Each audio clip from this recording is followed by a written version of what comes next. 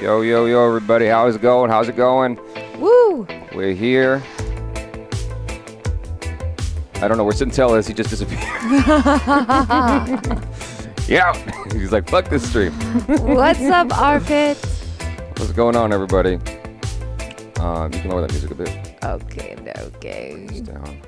Yeah, He'll be back in a hot second. So, just so y'all know, this is a spoiler stream in case that's not painfully obvious from the title, from the thumbnail. Yeah. Yeah. So if you haven't watched Eternals and you're planning on watching it and you don't want anything spoiled, please leave now. Yeah.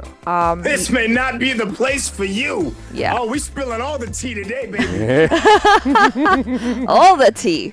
I'm actually gonna drink some tea right now. What we got here? I gotta fix SYNTELL a little bit. So I'm assuming everybody has watched the movie.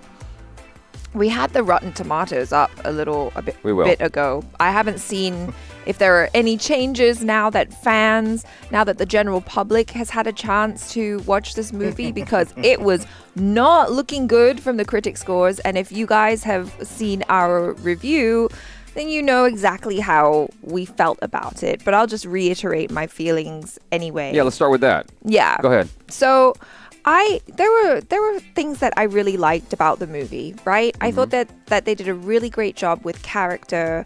I was very interested in all of the Eternals as individuals. Luckily, the tea did not spill yet. I enjoyed everyone as individuals and as a team, as a family. In terms of the family drama, I thought it was really, really cool. It was beautiful. The music was great. But for some reason, even though there were many individual parts that were lovely, at the end of the movie, I was like, why do I not feel anything? And I still can't quite, put my finger on why that's the case. But it was just like a lot of individual lovely things that didn't really make me feel anything as a whole movie. Right. I don't know if that makes sense or if anyone felt the same way. Right. One of the things I kept hearing, or I guess I'll reiterate my feelings about it. I went into it extremely excited and enthusiastic about the concept, because I thought the concept alone was very, very just dope. Just this idea of these ancient beings who helped influence the human race in a very particular direction for unspoken reasons, as far as the trailer's concerned, right? Yeah. It just, for some reason, they had to do this, they did it, and then they're coming back to settle shit. I don't know what they're settling. The trailer is a little bit ambiguous in terms of their goals. Right. Right? Because you don't know. Save the world. Save the world. Yeah, exactly. Yeah. That's it. The world's going to end. You got to save it. Yeah. From the, what are the names of the creatures that are the evil creatures? Deviants. The deviants, The right? deviants, yeah. And so I was all about it. But as the trailers went along, I started to get a little bit skeptical. I'm like, okay, this is a 2.5 hour film. You got 10 characters in this movie. You're covering 7,000 years. Something's going to get lost here. Because this should not be one movie. This should be a multi-part film or a show, a series. Sure. And Marvel's been putting a lot of money into shows. I don't know why this wouldn't be one. I guess, you have all these big names. You can't get them together for a weekly program, I guess. But anyway, we watched it, and about 20 minutes in, I was like, oh no, this is not the movie I was hoping it was going to be. This is not going to be, to my liking, is the easiest way to put it.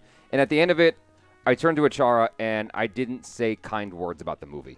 So I was very unforgiving. It's been a couple weeks now since we've watched it, and I'm going to watch it again on Monday. But as it stands right now, I'm not excited about Monday. I watched the film and I'm like, there was some moments in there that I enjoyed, especially towards the end of the, what do you call it? The last 30 minutes of the movie. Yeah. I thought that was cool. There were some moments in there that were dope. It's the scale of things were pretty cool. But other than that, I didn't feel a whole lot watching that film. Yeah. That was the surprising thing for me. I was expecting to feel something, especially coming from Chloe Zhao. And I know that her past work, she can make beautiful movies all about human relationships, and you're like, I feel so many feelings. Right. I was like, okay. What's that? Oh, we've got some comments about the sex scene. But first of all, let's hear what SYNTELL has to say. Sharam, you gotta raise your own volume, dude, because if I raise this volume up, it's gonna blast people's ears. So I'm sorry that you're having audio issues.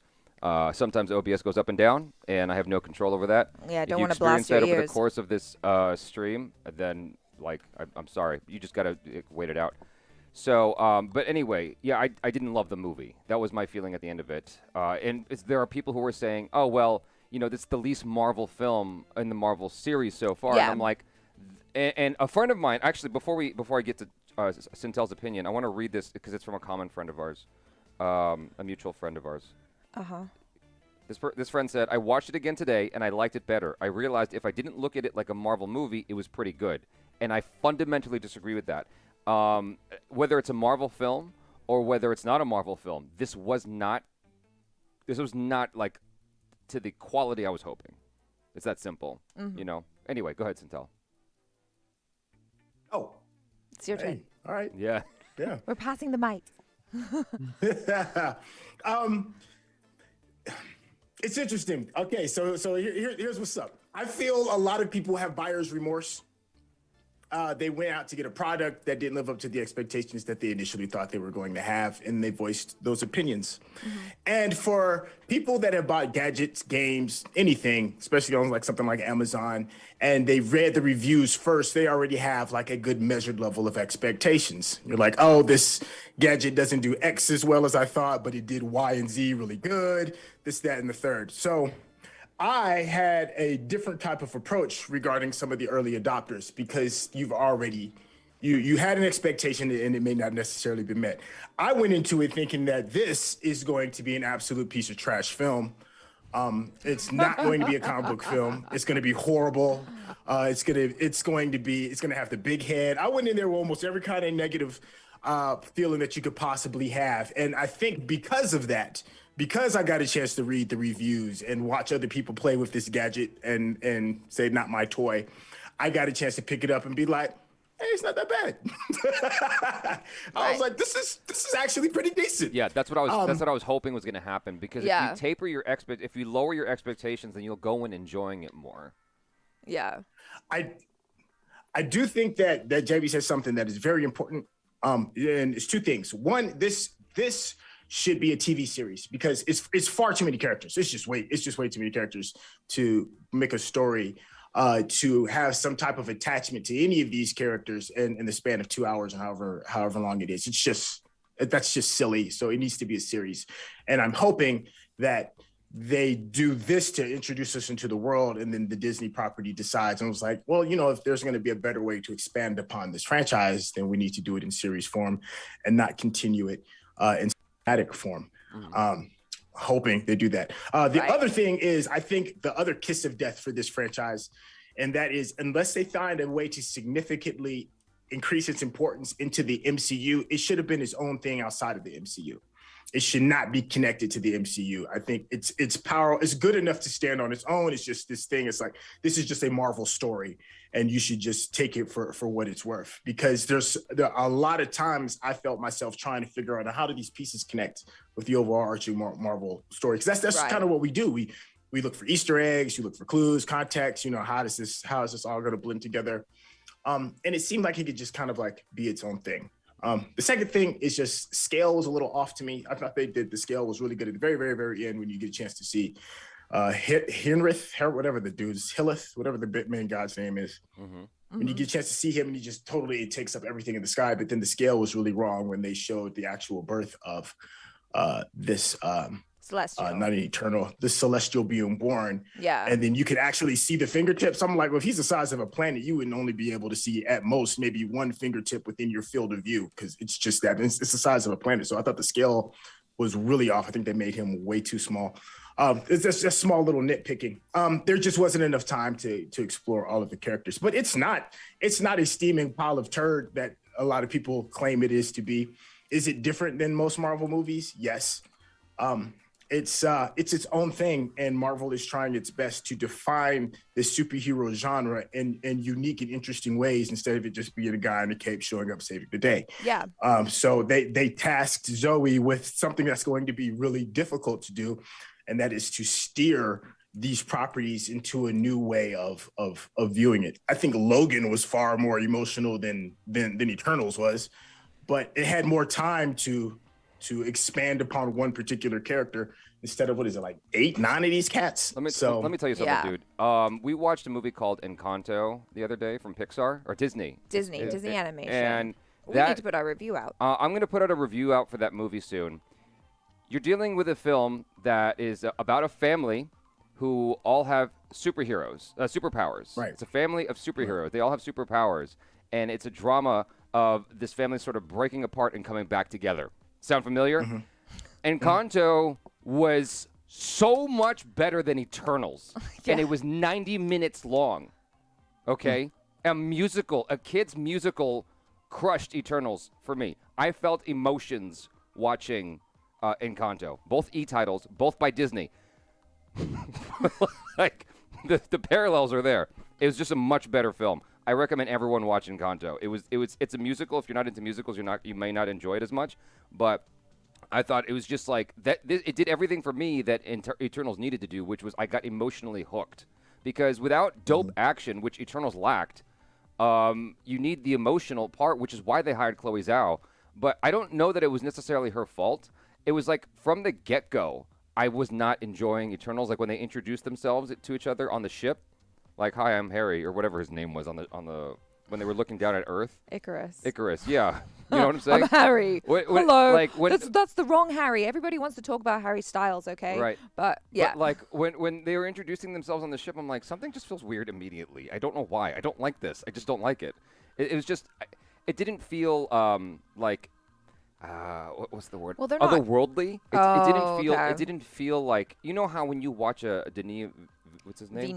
Villeneuve movie. It's like it's got this otherworldly quality to it. Yeah. This lacked it completely. Like you watch Dune, it's like, whoa, this is space opera, right? Yeah. It feels like a space opera. When you watch Eternals, it feels like, all right.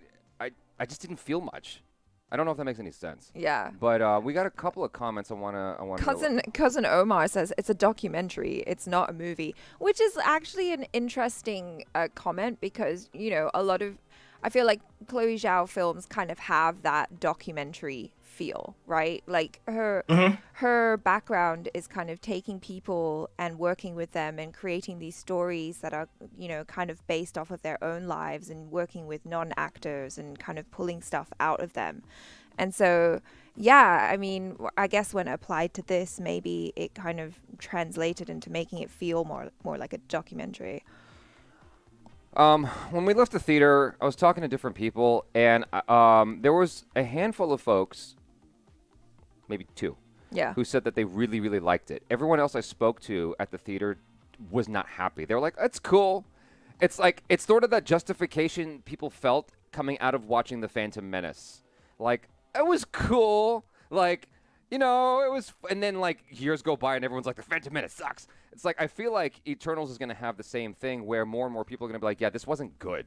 We all kind of collectively agree this wasn't good. And then 10 years later, there's going to be Eternals apologists. Oh. So, you know, it's just ebb and flow. Chuck Bertowski, why did you make the previous live stream private? Because it needed to be. We will fix it. Chuck Bertowski also super chatted earlier. Anyway, Bahrath says, I thought the movie was a bit lagging at the end, but the story-wise, I was hooked throughout. See, I felt the opposite. I thought the end is where it got good. Like with the fight with Speedy Gonzalez girl. I forgot her name. Makari. When she's fighting the main dude, Icarus. Yeah, that was cool. I thought that was great. She's badass. I loved all the representation that they were showing in the movie. Like, I guess, you know, some people might be like, oh, it's woke AF, whatever. But I really liked it, you know, having the opportunity to see different nationalities of characters, having a deaf character, having, like, a gay character front and center. I'm like, yeah, it's cool. I liked it. Yeah. The mutual friend I was talking about earlier had an issue with the gay kissing scene. I want to hear your issues about the kissing scenes in general, because you got some thoughts. Well, I just was like kind of taken aback by the love scene that happened. I was like, whoa, okay. Icarus banging Chloe Zhao there. Not Chloe Zhao. That's Gemma Chan. Or Gemma Chan, sorry. Gemma Chan. Yeah. You know, all Asians look alike. Yeah, Gemma Chan. So yeah, and I'm like, whoa, this is kind of coming out of nowhere. I can't wait to see the romance that happens between Don Lee and what's her name? Angelina Jolie. I can't wait to see that romance. I can't wait to see their love scene. And he never even gets to kiss her. Gilgamesh and Thena. He never even gets to kiss her. I was like, so you get to show the white dude banging out this Asian broad, but you don't show the Asian guy even kiss the white broad. Why? Why doesn't he get to kiss anybody? Neither of the Asian dudes get to kiss anybody, but the white dude gets to bang the Asian broad. Both white dudes have like this sort of obvious romantic thing with the Asian girl, because you got Jon Snow in there, both Game of Thrones people. You know what I'm saying? It's just a little bit annoying. I don't know. It just bugs me. I'm like, why doesn't the Asian? Why it's like this? And you did the same thing to us. You shafted us in Shang-Chi because he doesn't get to kiss Awkwafina because they're just friends. I'm like. That's fine too. No, fuck that. Fuck that. You need to have an Asian male lead who can be sexy, kind of like the guy in The Walking Dead. We finally got one. Right. He got a love scene with the white girl. I forgot. Yeah. Glenn. He's the same guy from. Yeah, Steven. If you guys haven't seen that Korean movie that he did, that was great. Minari. It was a fantastic film. But you know what I'm saying? Go ahead, Sintel. What are your thoughts on what I just said? I know I just went off on one. Yeah, I mean, you packed a lot in that bad boy. Yeah. I thought the love scene was trash. It was absolute trash. If how are you gonna sit there and try and make a PG love scene and have mini thrusts? That's the thing. It's like we know you humping. We know you humping. Just because you're doing it slow with eye contact doesn't mean it's actually happened. The speed of the thrusting, I guess, is what's going to determine the PG to PG-13 to the R-rated. I wonder how many humps per minute you have to have in order for it to be rated R, because that's the only distinguishing factor is the speed of the thrusts. So I guess if you put it in slow-mo, you can get like a good PG-13, which to me is just playing with my emotions. I'm like, you're not gonna no half measures. Either don't have it or have it. But that whole, I'm going to look into your eyes slowly and just have my body move up and down kind of slowly, it was an absolute waste of my time. And as far as Asian males having love scenes, you know what's up. Yeah. You know why. Why? It's just because Hollywood isn't ready to show that, and they can't figure out a way to justify it, even though there is no reason to justify it. Just show it. Yeah, you know? Exactly. It's just Hollywood just isn't ready. It frustrates the shit out of me, dude. Because okay, fine, you don't want to show a love scene. That's okay. That's okay. How about Don Lee gets to kiss Angelina Jolie? How about he gets to kiss her? That's nothing. That's just a kiss. Like, she can handle a kiss, right? Come on. It's a kiss. I mean, I think it's the whole thing with, because it's a lot of female leads within Eternals. It's a female-driven story, and you can't have every single narrative or throughput of every single character attached to some kind of romantic relationship with some guy. I think that's what they're trying to do. I think if you're going to have the case. It's cool to have one with the main star, but every single one of them, because even the speedster girl, like, we knew that her and the guy that can manipulate people's minds, we knew they had a thing going on, but you didn't see them kissing. I think you saw them hold hands at most, and they were just like having fun around each other. But there's obvious relationships between men and women, and men and men in this story.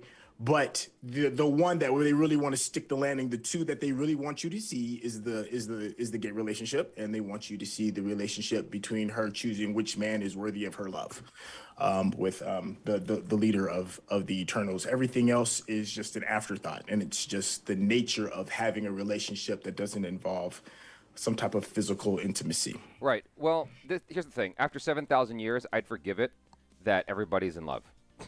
I'd forgive it. There's no. The thing about it is, I hear what you're saying, that you can't have everybody be like this sort of love interest because it's a bunch of strong females. I get that, but they spent 7,000 years together. There's no way nothing's gonna happen between them. There's just no way. Well, yeah, I mean, a lot of the Eternals kind of partnered up, because you did get Gilgamesh and Athena, you got Makari and Druig, like. Yeah. They just, we're SYNTELL said, they weren't really like trying to emphasize those relationships per se. Yeah. No, but they did. Because then it turns into a dating movie, and they don't want that. Yeah. They don't want it to be a dating movie. But Carlos Eduardo said that Gilgamesh and Athena weren't romantically involved; they were just partners. Like I bought it that they could have just been friends, like really, really close friends. Fuck that. No. No. No. No.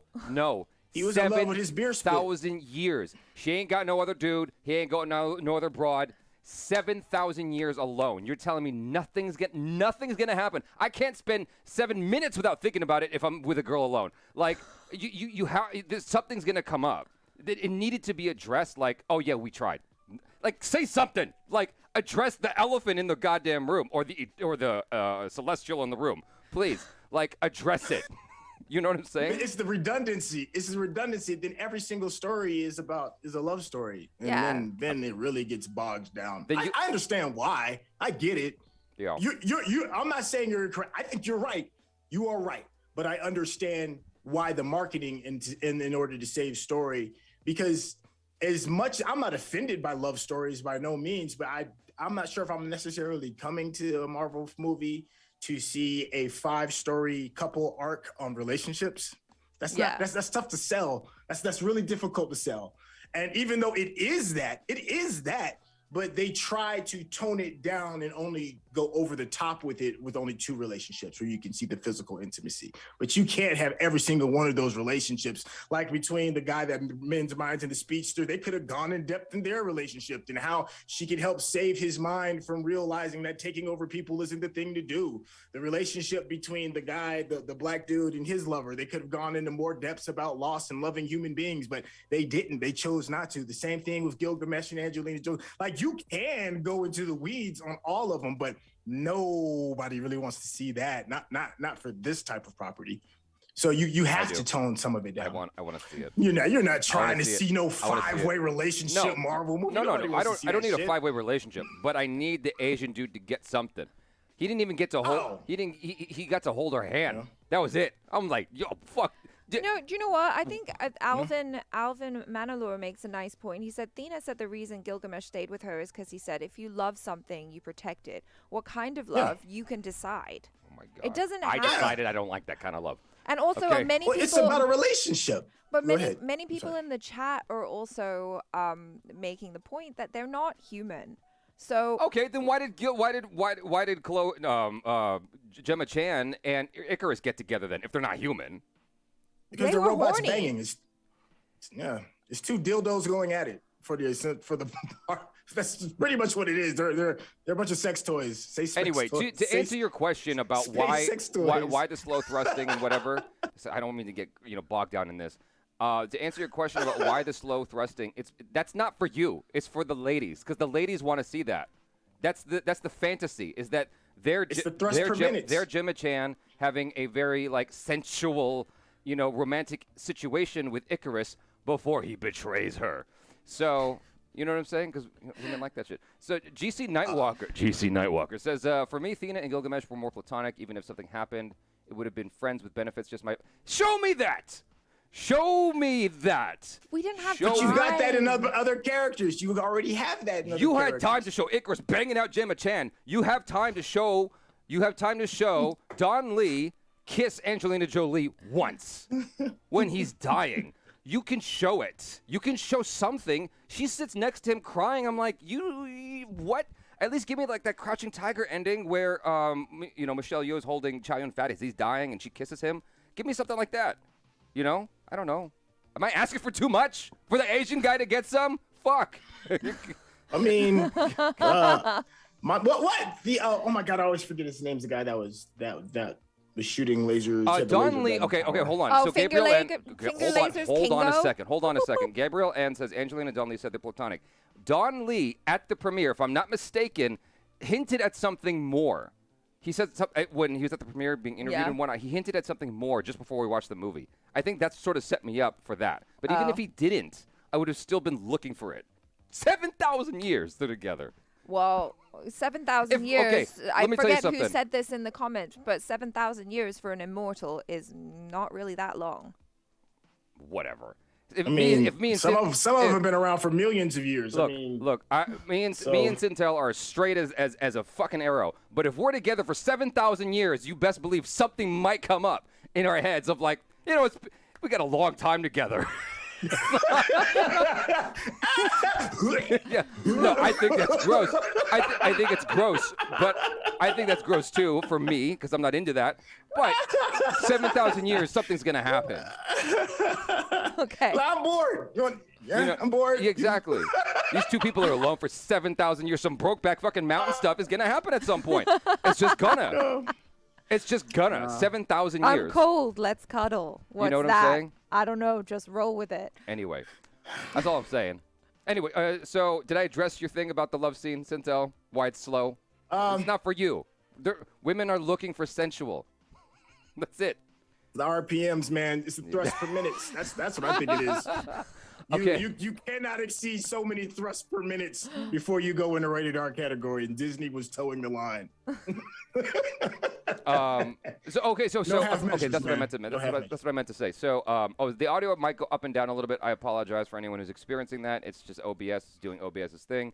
So, our mutual friend said that she didn't like the gay kissing scene because she didn't feel anything. It's like, okay, you're doing it for the audience, but we Right. don't know this other dude. Yeah. There's nothing that's built up. At all. Yeah, it's just like we have no reason to really appreciate this beyond the fact that dude, homeboy, I forgot his name. Yeah. Who? Brian something. The black guy. Brian Henry. Yeah, the Brian character. Terry. The character is oh God. Fantasma, fantasy No. something. Let me. No, it's not that. Fastos. Yeah, it's That's his Fastos. name. Fastos. Fastos. Yeah, like we care about him, obvs, but like we don't know this other dude, right? So there's nothing special there for us other than we got to see a gay kissing scene in a Marvel film. Yeah. So now we got our lesbian one from Star Wars, and we got our gay one. Now we virtue signaled. Everybody's happy now. We can stop talking about this. I just, it's not really meaningful because we don't know that dude. We don't know Fastos' partner, right? We know his kid though. I loved his kid. I'm just saying. His kid was cute AF. Before I forget, let's talk about the other celestial in the room. What? They were hinting at DC twice in this film. So Yes. Don Lee mentioned Alfred, and then Icarus, banger of Asian broads, mentioned Superman. No, Or they it was- talked it about was Superman. actually- Well, it was whatever. actually They talk about Fastos' Superman. kid. They talk Yeah. about Superman. So I want to is there some kind of crossover that they're hinting at? Is that what's I happening? doubt it. Well, The Rock was asked about it, and he's like, "I'm going to try to make it happen."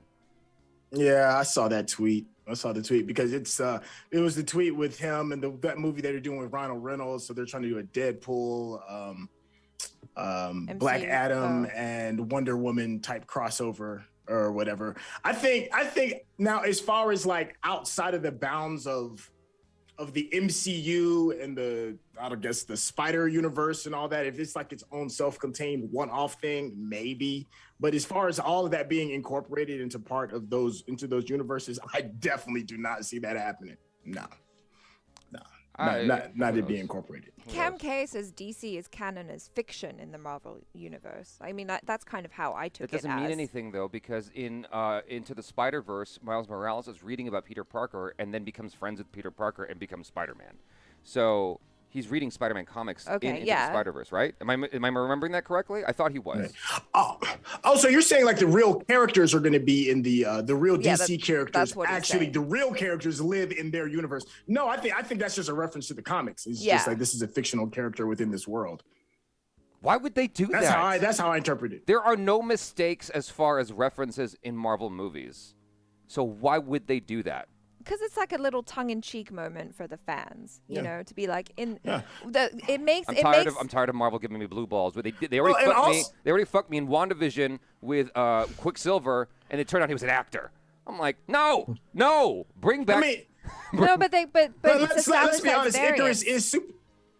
Yeah, and Icarus is Superman. He is. He's a direct bite. He's super strong. He's got laser eyes. He flies. He's pretty invulnerable. I mean, he is Superman. It's a bad rip on Superman. So tongue in cheek, oh, you're just like Superman. It's like, ha ha, and then they kept it moving. I don't think it's any deeper than that.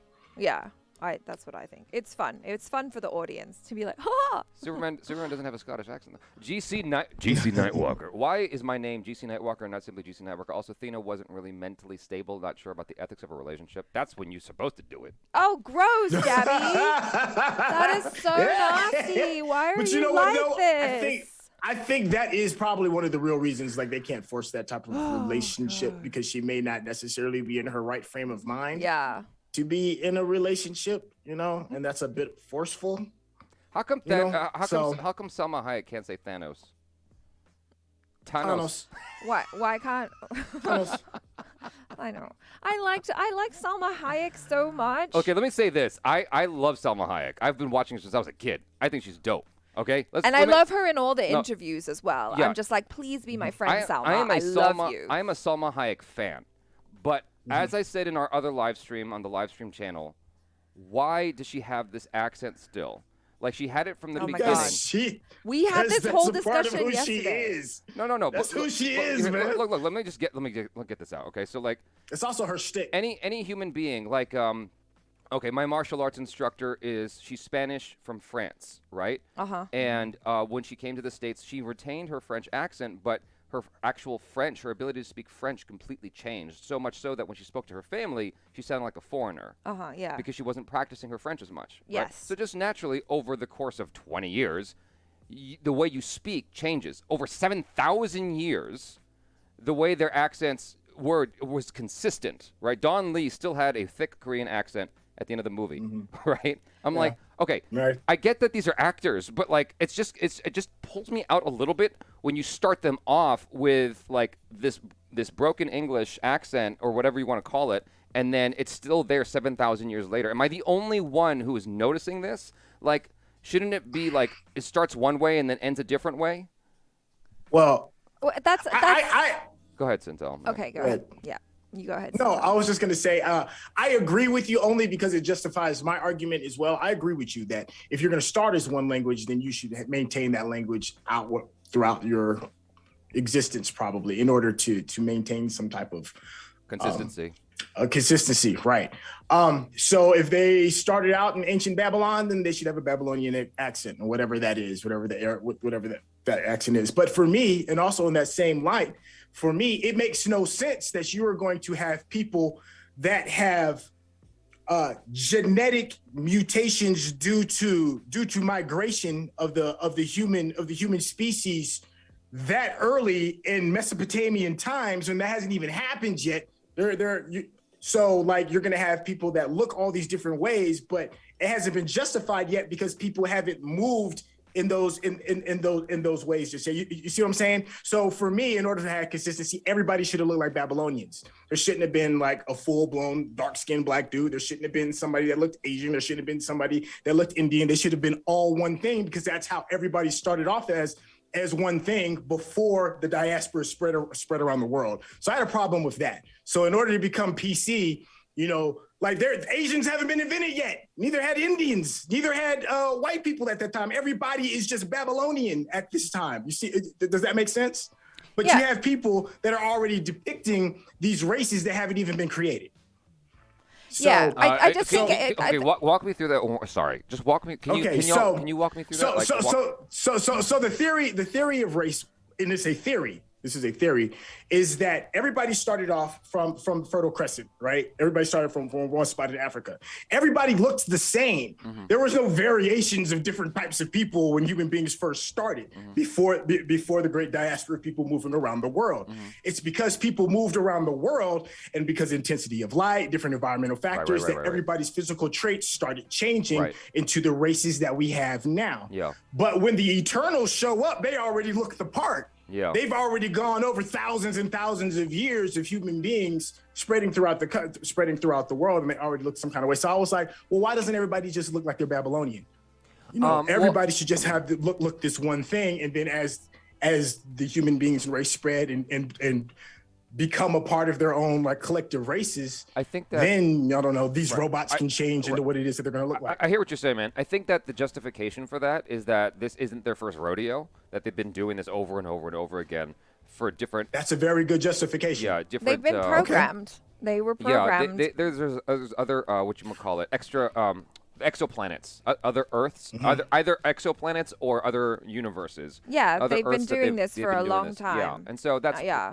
that's the only explanation I could come That's a up very with. good justification. That is a very Yeah. good justification. Because when I get out to theater, that kept bothering me. I'm like, they started out way more advanced, genetically than when they first got started. Yeah. And then, can you imagine everybody that you've seen and known looks one certain way, and then all of a sudden you see white people, and then you see somebody that looks Asian, and then you see somebody that's his dark. It'd be like, whoa, okay. That would be you guys written are down. gods. That would be in the history books. Yeah. But that's mean- why they were perceived as gods, and like the names of the characters are, they presumably inspired like Greek mythology and that, like Yeah. I hear you. so But yeah, I guess we're getting into the details regarding like even like the languages. If everybody should have shaken their language per se, I feel or kept it, or maybe.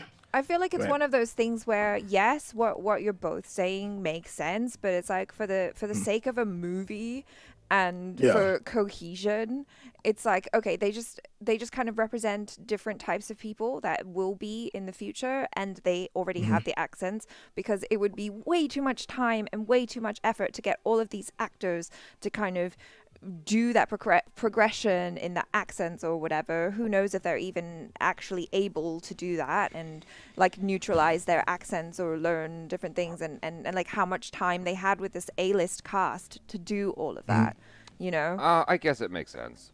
I Yeah. don't know. I guess If the Matrix can make Zion all brown people that dance, then I want my Eternals to be all brown people as well to start off. I guess it makes sense. I guess it makes sense. Like if they are programmed to fit into certain environments, I guess Salma Hayek would continue to have a Mexican accent for her entirety because she's a robot. For her entire She's life. not a robot, she's Yeah. a synthetic being. Whatever Yeah. the case is, It's like a robot. she's programmed.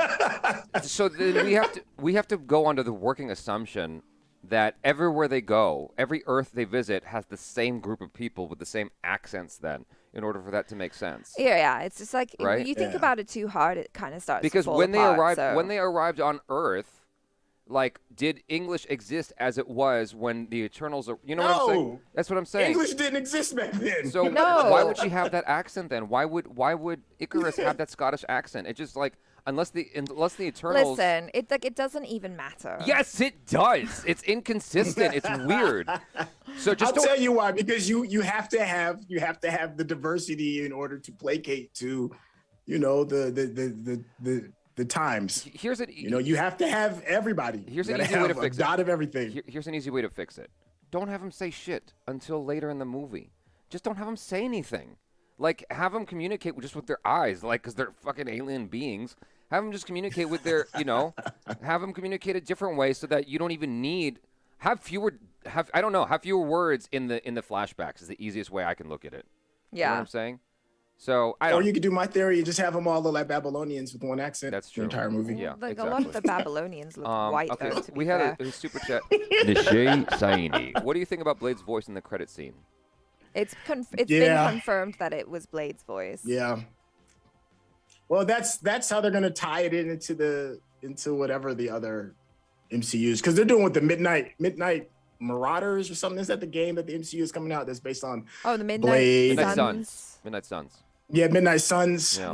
Yeah. Maybe that character who's like Black Knight. Is that what the sword is from? The Black Yeah, Knight, Black something like Knight, that? yeah. I don't know anything. So I think maybe that's how that's going to tie into that. It's like a sub universe within the MCU. that was a moment where with Jon Snow where I was just like, everyone's getting excited. I'm like, yeah. I don't know why everyone's excited. I'm gonna participate too. I thought. Most people don't even know who Black Knight is. Yeah. Like, Yeah. I mean, I thought, 90% of the people in there cheering have no idea what they were cheering for. yeah. I mean, I thought that the end credit scenes were pretty interesting. Like, for me, watching the Eternals was like a necessary component of moving forward in the MCU. There's like, I feel like there's a lot of things in the movie that's going to help us going forward to connect, other movies, and obviously to introduce characters like Black Knight. And then the one that everybody was freaking out about was Harry Styles as Thanos' brother. Okay, when Harry That's Styles, Eros, when right? Harry Styles showed up, Eros. Yeah, and most people had no idea who that was until they went home and Googled it. So that's another thing where people were like, yeah, I'm like, you don't even know who that is. They're just excited because it's Harry Styles. Like I told my niece I was going to the premiere, and she goes, "Oh my God, are you going to see HarryStyles?" And I'm thinking like, why would Harry Styles be there? And I guess it was leaked, right? Okay, but hold on. So the little alien creature played by why can't I remember his name? He was at the premiere too. Oh yeah, Pattinson. Yeah, Oswald. Oswald. Was it Oswald? What? Patton. Oswald Pattinson. Pattinson. Yeah. Patton. We're fucking his name up. Yeah. Patton Oswald. Yes. He played the drunk midget cartoon creature. Yeah. Which looked awful. I thought it was a leprechaun. A leprechaun. I was like, is that a leprechaun? It's a leprechaun. I don't know. He looked awful.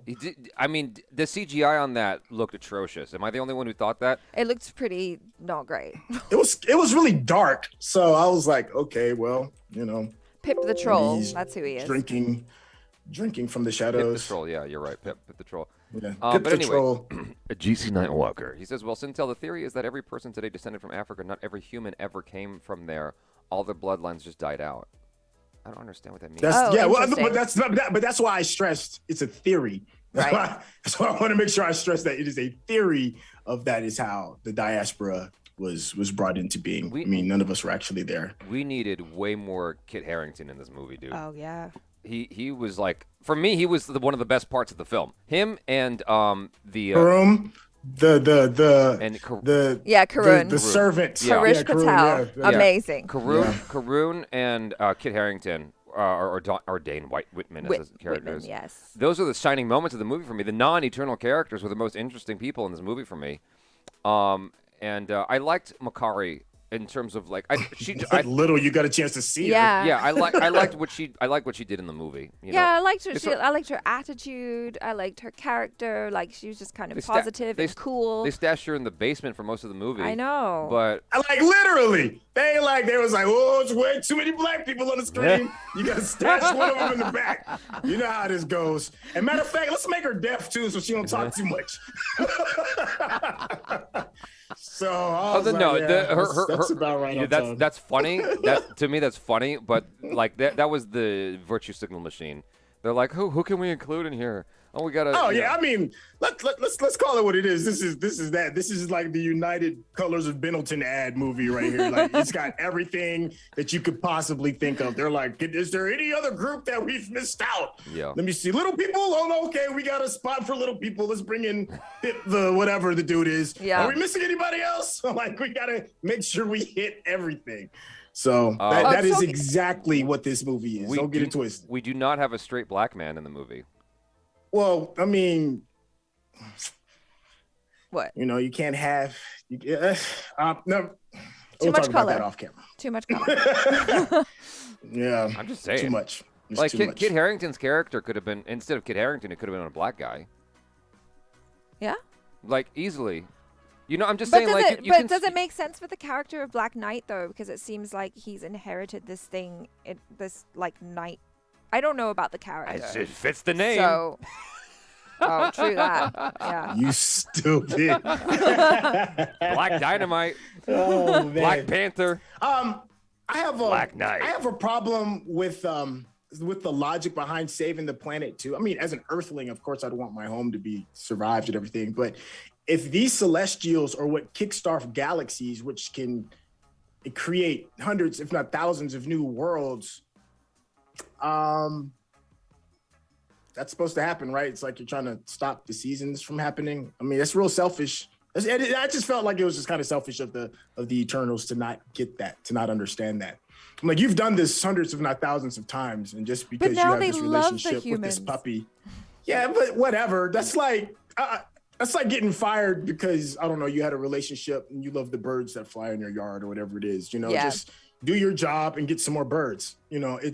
I didn't understand that. I'm like, this, if if it wasn't such a big deal as to why these Celestials had to be born, you're talking about a galaxy's trillions upon trillions of sentient beings, and you strung up over this puppy that you just learned to love over the last 40 years.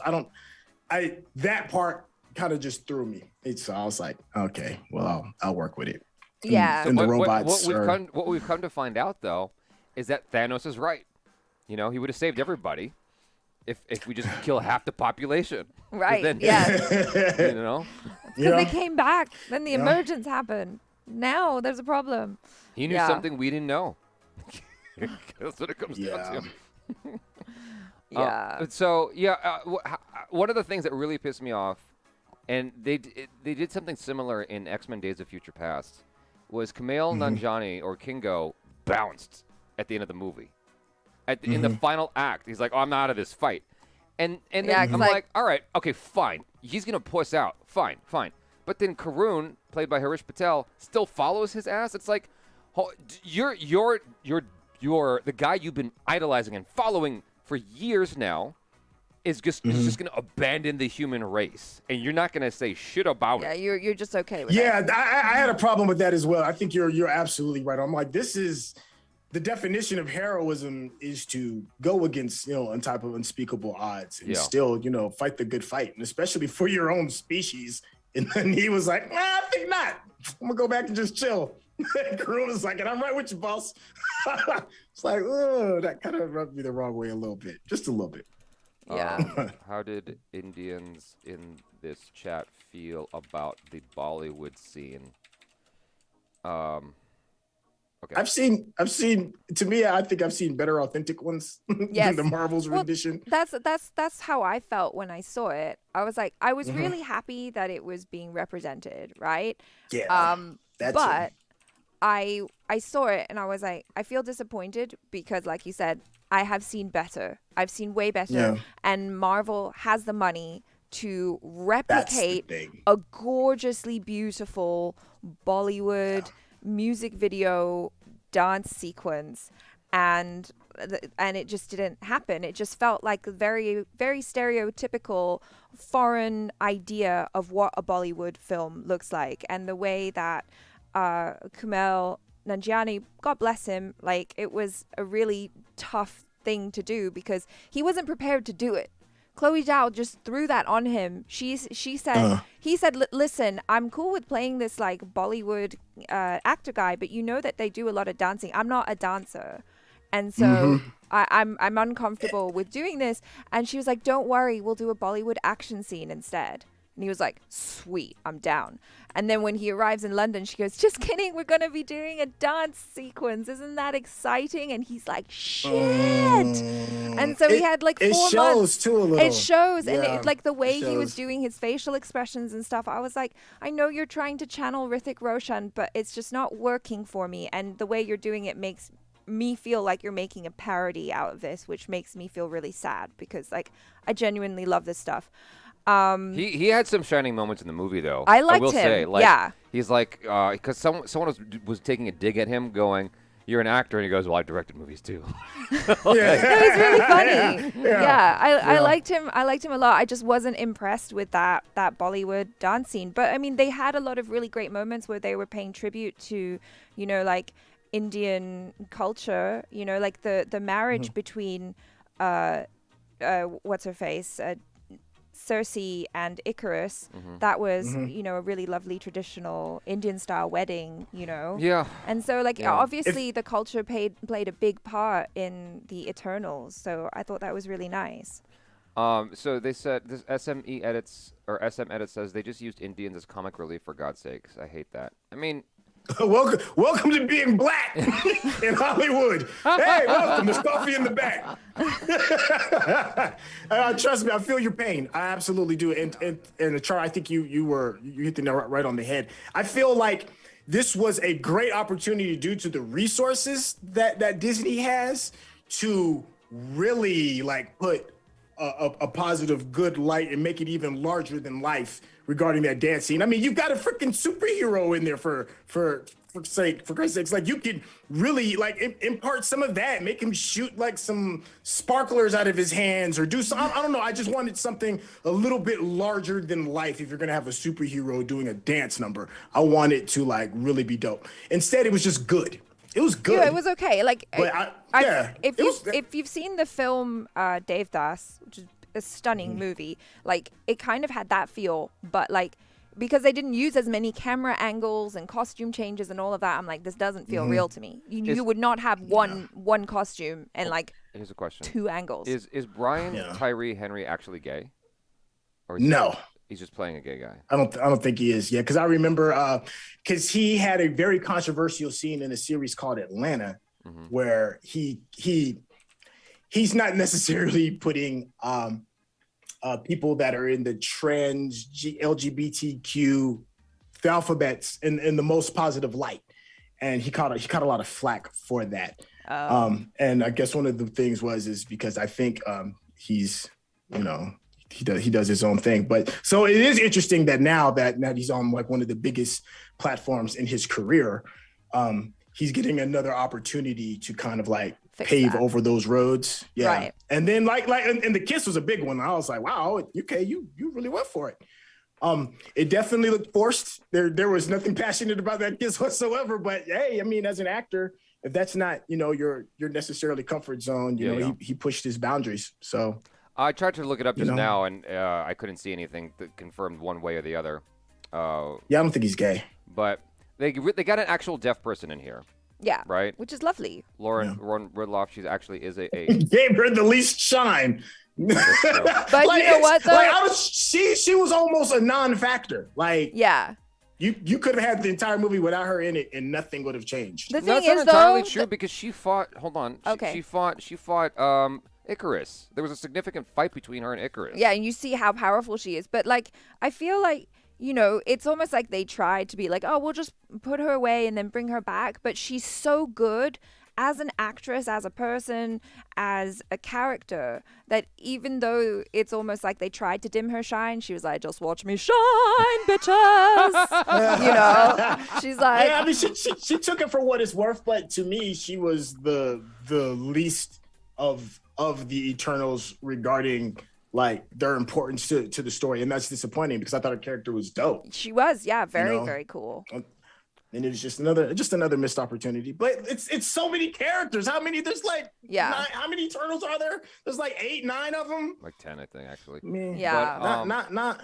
I guess the reason I was asking about Brian Tyree Henry is just because, like, there are people who are making a big stink sometimes when, for instance, when Bryan Cranston played a paraplegic. Yeah. Like, people got mad that it wasn't played by an actual paraplegic. I think people get more angry when it's someone with a disability and someone who is able-bodied plays that person. Yeah, it's acting though. So, yeah. But okay, so I get it. The reason I was asking about this is because from the beginning I felt a little bit funny about Kumail Nanjiani playing someone who's residing in India and who's supposed to basically be Indian. Yeah. Right? He's playing an Indian movie star, and so it was just a little bit odd to me. They wouldn't. Is he not? Is he? Is that not his ethnicity? He's Pakistani. Now, inherently, I don't have like the biggest issue. It's like you'll have Mel Gibson playing a Scottish guy in Braveheart. Yeah. Mel Gibson's Australian. And so there's like that kind of mix over that happens all the time. You had Zhang Ziyi playing a geisha, which I disagreed with. But you had Zhang Ziyi, who's Chinese, playing a geisha, who's Japanese. It's like this happens all the time. Yeah. But with this particular role, I think they really should have hired someone straight out of India who is already like a movie star over there to embody this, because there are capable people from India that speak perfectly good English. I agree with you on that. That could have done this role and really nailed it down. I don't understand why they hired him for this. He wasn't even comfortable with the thing that they were selling in the trailer, which was the dance sequence. They showed so much of that dance sequence in the trailer for some reason. It's like, but he didn't even want to do that. Yeah. Get someone who wants to do that, who does that for a living. There's plenty of them over there. Yeah. So I was about to say, because there's the talent scene over there is out of this world, and you could have gotten somebody that could have knocked that clear out the park. And I have agree with you on the that one, acting fam. chops to back it up too. Yeah. Yeah. Now that being said, everything like he managed to bring some ha-has to the table that I appreciated. Yeah. Like some of the shining moments of the film did come from him. Him and Karun together. Yes. You know, like I thought they were just so delightful, and I really liked his character. And it is sad that they just kind of made an excuse for him to leave. Maybe because if he teamed up with Icarus, then they would have a really hard time beating Icarus because it's like two physically powerful Eternals. Because you've got like That's the point of a movie, though, is how do these people get out of this situation? Right. It's like impossible odds. You stack it against your main characters. And I really needed to see Karun turn against him. The fact that he followed him anyway is disgusting to me. I'm like, this dude is abandoning the human race, and you're still following him. It doesn't make sense. He's your basically hero. his god. Yeah. But well, yeah, Karun, yeah, okay, yeah, okay. What you say about Karun? Okay, I totally understand why Kingo did it, why his character did it, because that's your job.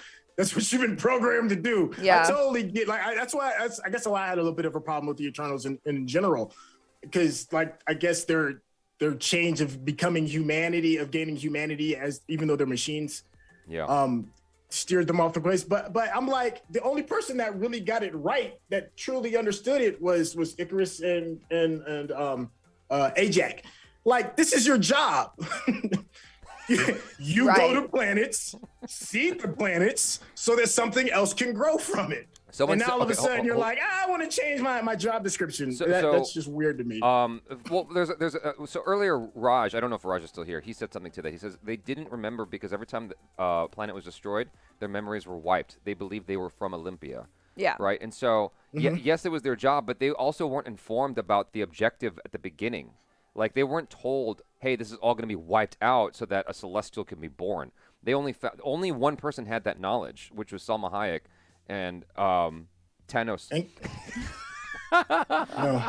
And Icarus knew. Icarus knew only 7 days before. Yeah.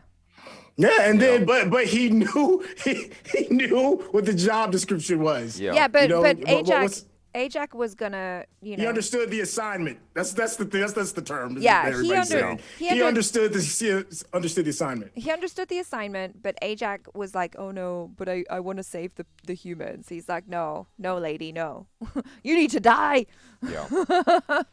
Which is sad because like Salma Hayek, man, she got a bum deal. She's like, yay, I get to be a Mexican in this movie. Yeah. And then like, oh no, then she died. Man. I was happy hearing her story. I mean, I heard it from you. Yeah, I was happy hearing her story, like her personal story of endeavoring to play this character, because her assumption was they would never hire her for a Marvel movie. And the fact that she did, and she felt like she won, I thought that was cool. Yeah, like I watched her in the whatchamacallit, the press conference or whatever. Yeah. And she's such a cool character, like just as a person. And like when she talked about how much it meant to her to be able to be in this movie, I nearly cried. Like I felt it. I was just like, oh my God, yes. Yeah. So Mishak Dan says, I just watched it a while ago at the theater. I'm disappointed as they put the sex scenes in, which was not family friendly at all. I'm like, but how do you get families without sex? It's just like, this is how we did it, kids. You adopt them. We met. Like Fastos did. Yeah, exactly. Well, but anyway, I get what you're saying, though. Like, the thing about it is they did it tastefully. If you go back and watch Top Gun, which is rated PG, there's a sex scene in that movie, too, and it's done in a similar manner. It's like, it's done in the romantic way to appease the females in the audience who want to pretend they're having sex with Tom Cruise. So I'm sorry, but I hit two robots having sex. That's true. They're robots. Well, I don't understand. Like, okay, never mind. Doesn't matter. What? I just have problems with the whole robot thing because they're not human. So I mean, why have sex? I don't get it. I guess. Don't ask. Well, okay. The robots. The weirder part. I think the weirder part for me is that it was like their first date and then they're doing it. I'm like, what kind of standards are we setting here? Yeah. You know, come on. Like, y'all just decided that you liked each other. Oh, Daniel Rossley says Eternals was rated mature 18 in Singapore. As it should be. Yeah. You gotta be mature to deal with that bullshit. So, just kidding. How did Indians in this chat feel about the Bollywood scene on a scale of 1 to 4? Most people said 1. Most people here said they didn't like it. A handful of people said they were fine with it, you know, or they liked it a lot. Yeah. 4 means you liked it a lot. Yeah. So, okay, now just dropped a little bit. So 4 means you loved it. 1 means you hated it. Yeah. And 43% says they hated it. You know, it definitely could have been better. Yeah. I think it could have been better. I felt it was very stereotypical. Yeah. Like such a missed opportunity. Yeah, Such a missed opportunity because it could have been legendary. Yeah. You know, it could have been like one of the most memorable moments of the film if it was done correctly. Yeah. You know, Yeah. but And that's the thing. Like, and I see you posted this comment here from Alvin Manalore. Who said, I haven't read it yet. You want to read it? Alvin Manalore says they could totally have hired someone from Bollywood to just shoot the Kingo intro scene authentically, as it is done in Bollywood now. Hollywood still kind of has the 90s idea of Bollywood. Agree. You know, like what Yeah. you were saying about how in Shang-Chi, Destin Daniel Cretton, you know, he asked people who knew better than him when it came to like fight scenes and stuff like that, like, what should I be doing? And I feel like it didn't seem like Chloe Zhao asked people or hired people who knew what they were doing just to shoot that scene. You know what I mean? It like you said, SYNTELL, it could have been epic. It could have been like it could have been Alexis- super so dope. cool. Alexis Salinas says she slept with the first man she met with twice. Yeah, like no standards. Oh, God. Angel Ayala says Eternals can reproduce. Okay, I guess they have all the parts. Can they? Oh, Alexis Eternals Salinas. can reproduce? Alexis- Is that a part of the lore? I don't know, but Alexis I'm Salinas excited says to know. talk to Wonder Woman about standards. She slept with the She same. also slept with the first man. But in fairness to Wonder Woman, you know, Chris Pine's a handsome fucking dude who's a good dude. He was a good dude. Icarus is not a good dude. Richard Madden was not. He's handsome, Yeah. but Icarus understood the assignment. Why is Icarus a villain? That's his job. Yeah. They're like, you mad at this dude because he's doing his job. They're like, how dare you do your job? It's my job, bro. That's what I'm supposed to do. you know what made him a bad guy was that he killed Salma Hayek. You don't kill Salma Hayek. That makes you a bad guy. You just don't. He understood. alone. It was because he knew the assignment. The assignment was He knew we the got to birth assignment. a celestial. Let her be then. Yes. Just let her be. I didn't understand the premise of the movie because the whole thing is his job. Okay, if the movie's from his perspective, right? Let's Yeah. just assume Icarus is the main character. Yeah. His job is to keep them occupied so they don't stop the birth of the celestial. Correct. Right. Why did he bring Right. everybody together then? Yeah, I don't know. Well, I think he knew that it was all going to end, and it's still his family. He still loves his family. Yeah. You know, let's all hang out together one last time. We got like 7 days before it all ends, and we get wiped, and we restart this whole thing all over again. So you might as well hang out and kick it with your family for a little bit. I didn't get But that sense. I don't want to hang out to the point where y'all figure it out, and then y'all have to tell my boss I didn't do my job. So, and then you know, a thing I did love at the end, it's like, because the whole time I'm thinking like when they finally did stop the emergence and everything, and I'm like, you do realize like your boss can see all of this, like he ain't gonna say nothing, and then he pops up, and I was like, thank you. Oh my God. It's like I know you didn't just not do what I told you to do. Do you know who I am? I loved that part. And the scale of him popping up is the only scale that they got right. I thought the scale was absolutely dope. Like everybody in the entire world can see this dude just sitting up here and it's like, I'm about to give you an intergalactic lecture for the likes that none of you have ever seen. And then he just dips. So Hitendra Singh says the one thing that didn't quite work for me was non-human reaction among Eternals. Like the betrayal was just acknowledged and no one seemed actually bothered by it and everything was just forgiven. They're like, I don't know. Yeah. Are we talking about the end of the movie? Yeah, I'm not sure what part he's talking about, but yeah, I guess it's like because they're Eternals, maybe they don't react the same way, or. Yeah, who knows? They're robots, right? So, GC Nightwalk, GC Nightwalker. He says, I wouldn't believe Arishem on Without Us, No New Galaxies. Why lie to your team? All we knew is it could be TVA 2.0, whole thing a sham, and they just want to reproduce and do their sick experiments. Yeah, maybe. That could be. But based off the information given, you know, if you are that eternal, you have to take that as its truth. Mm-hmm. Or like maybe he just knew, you know, like how Ajax is a speaker, right? And she knows the assignment, but because they become so involved in the beings of, you know, wherever they are, they become involved with the beings that are alive there, and they become invested in their growth and development and blah blah blah, that it would be really hard for them to then turn around and be like, oh now we have to kill them, now we've just watched them die. The Icarus flying into the sun was laughable to me. It was ridiculous. I didn't like that moment at all. I was like, I don't get that. I'm like, you're gonna reset anyways, so why would you just do that? No, it was like super on the nose. It's on the nose though, because Icarus flew too close to the sun. That's his story. Right. Yeah. And I'm like, are you really doing this movie? Yeah. So that part was really bad. So, okay, so I had two problems, and this is just from personal. Okay, one moment to me was very moving, and I felt completely, and that is the guy Phantos, the black dude. Festos. When he realizes that you can't just give humanity all of this technology because they're irresponsible with it, and you saw what happened with Hiroshima. And he has this moment where he's moved, and he's like, none of them are worthy. And then he kind of like disappears. And I'm like, and Hiroshima was horrible, god awful, absolute tragedy, absolutely. Yeah. But I'm like, dog, there was 400 years of slavery. Where the fuck was your black ass at? They just overlooked that completely.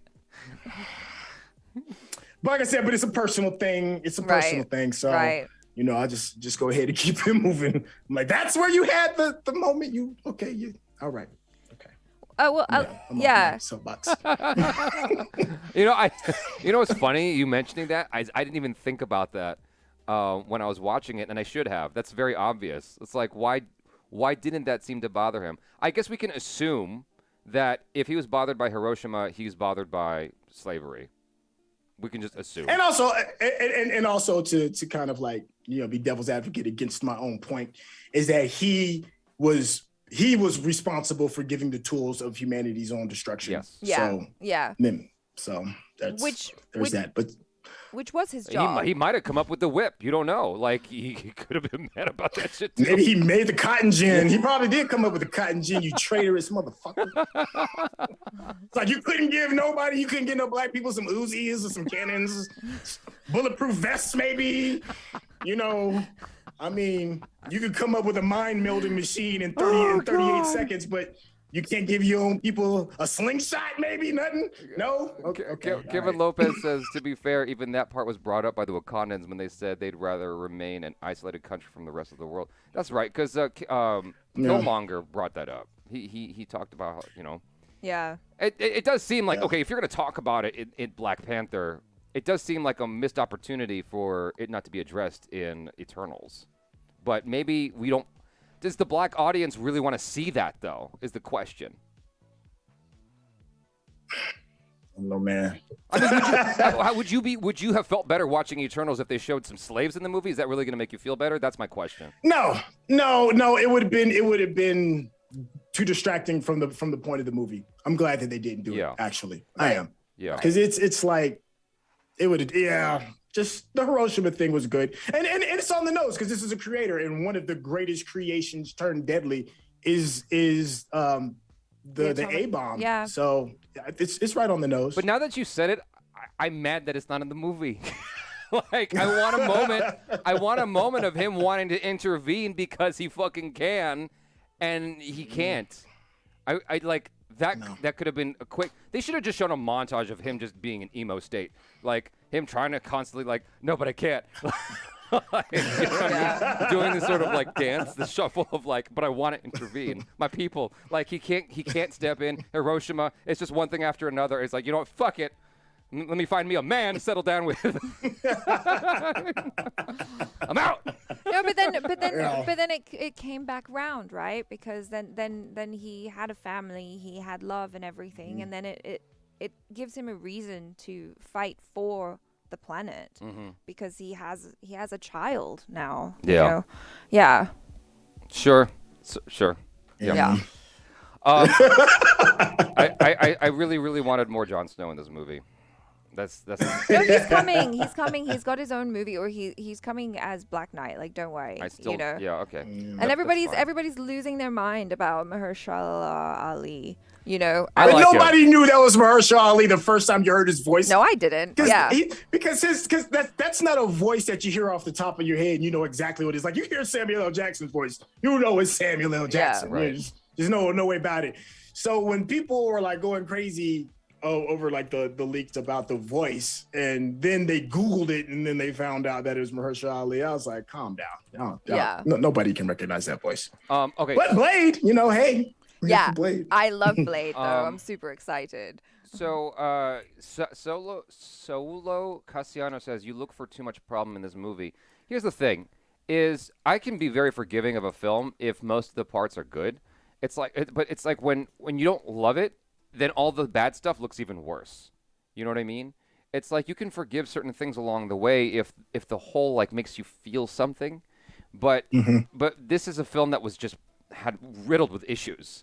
And so now all the issues are even more magnified. And when you talk about it, it's even more fun to shit on it because you're so annoyed. You know what I mean?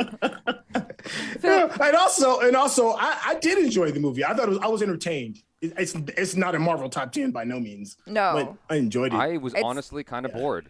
I was kind of bored watching it. I could tell he was. Like, anytime I watch a movie and sitting next to this guy, I can tell when he's bored because he's like...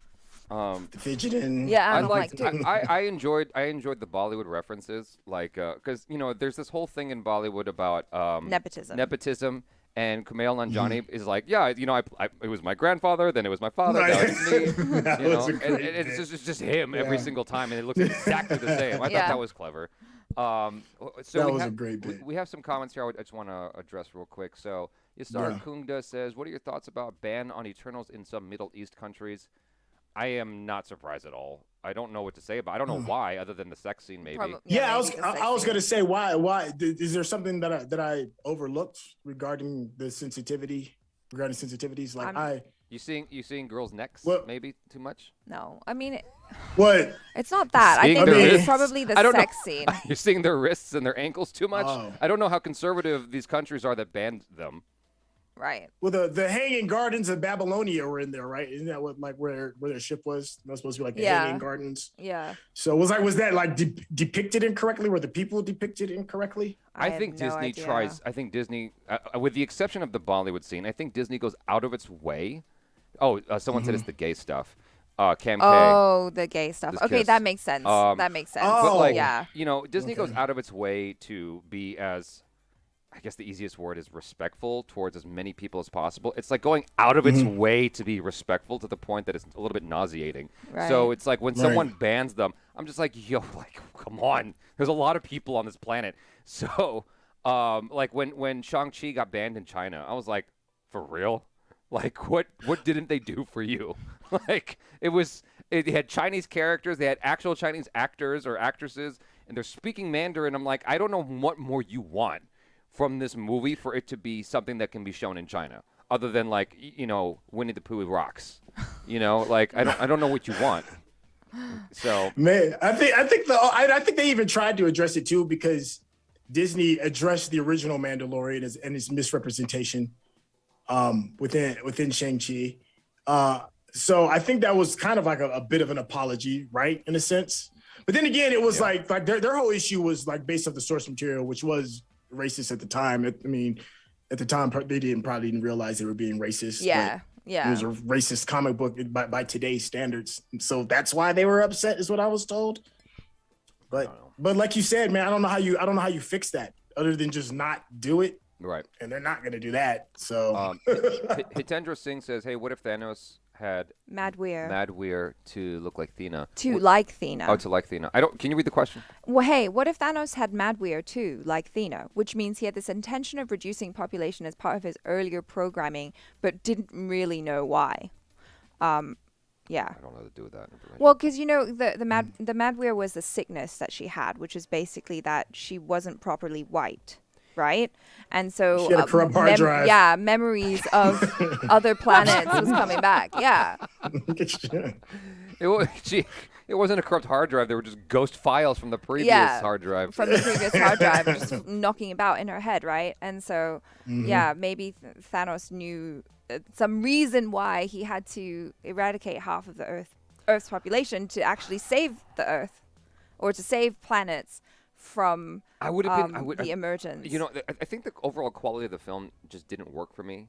Because I would have been way more forgiving of this if it was a TV show. Even if you just have what it is now and break it up into 5 parts as a miniseries on Marvel, on Disney Plus, I would have been more forgiving of it. There's something about the quality of it that didn't feel like top notch. Yeah, many people were saying how they were feeling really moved by it and all of that. That, I feel the same things, but for whatever reason, as a whole, it just didn't really work for me. But there were lots of really great moments. There were lots of really funny moments. I liked the characters, I liked the relationships and all of that. But I'm yeah. I don't know. I just don't really care about the story. Hitendra Singh says, correction, Icarus knew since Babylon. I thought he found out at the ranch. Yeah, me too. I thought he found that at the ranch as well. Aubrey Smith, that is when he finds out, right? Yeah, it's at the ranch. Aubrey Smith says... Go ahead. No, what? Go ahead. You go ahead. I'm just frustrated because I just don't understand how the Eternals aren't bad guys. If Thanos is a bad guy, then the Eternals are bad guys. Because Thanos just wants to wipe out half of the population of the known universe, whereas the Eternals are absolutely stopping the birth of an entire universe.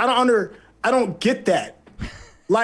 It's trillions, it's unfathomable, unspeakable amounts of probable life forms that are going to be birthed from the reduction of one planet. And they're like, yay, they're the heroes. I'm like, that logically, the numbers don't make sense.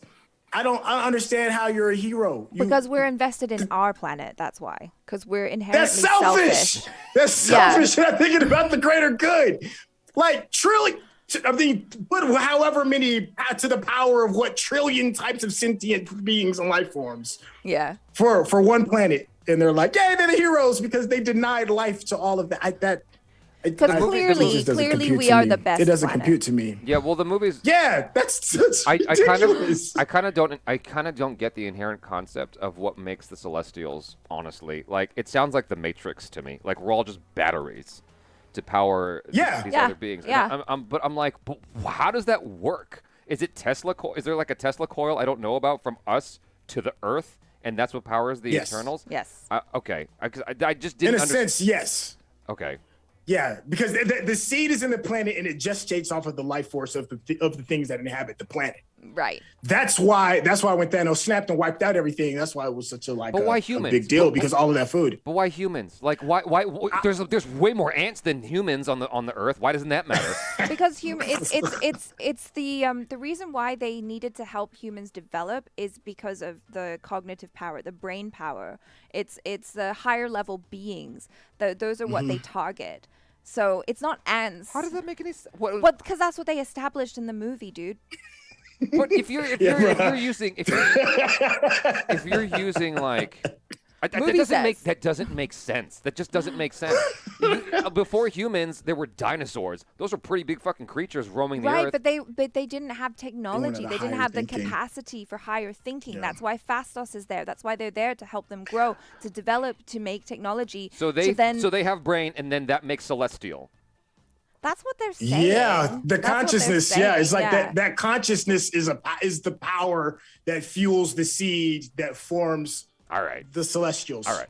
I'm dumb. I think that's stupid. And then that's the Celestials make I think that's I don't know. Maybe that makes sense and I just don't get it. I personally just don't like that idea. It just sounds weird. It's like it's just what they said. I would have rather not understood. I don't know, man. That's just so bizarre to me. I don't get that. Oh, Pratik Prabhu says, but SYNTELL is considering Celestials to be good, which if you read the comics, they are absolutely not.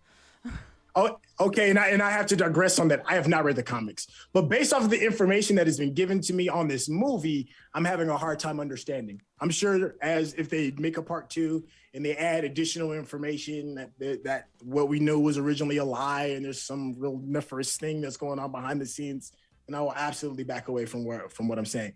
But based off of the information that has been given to me in this movie, it seems like that's how the growth of the universe and the expansion of our reality is maintained, is through celestials creating more life.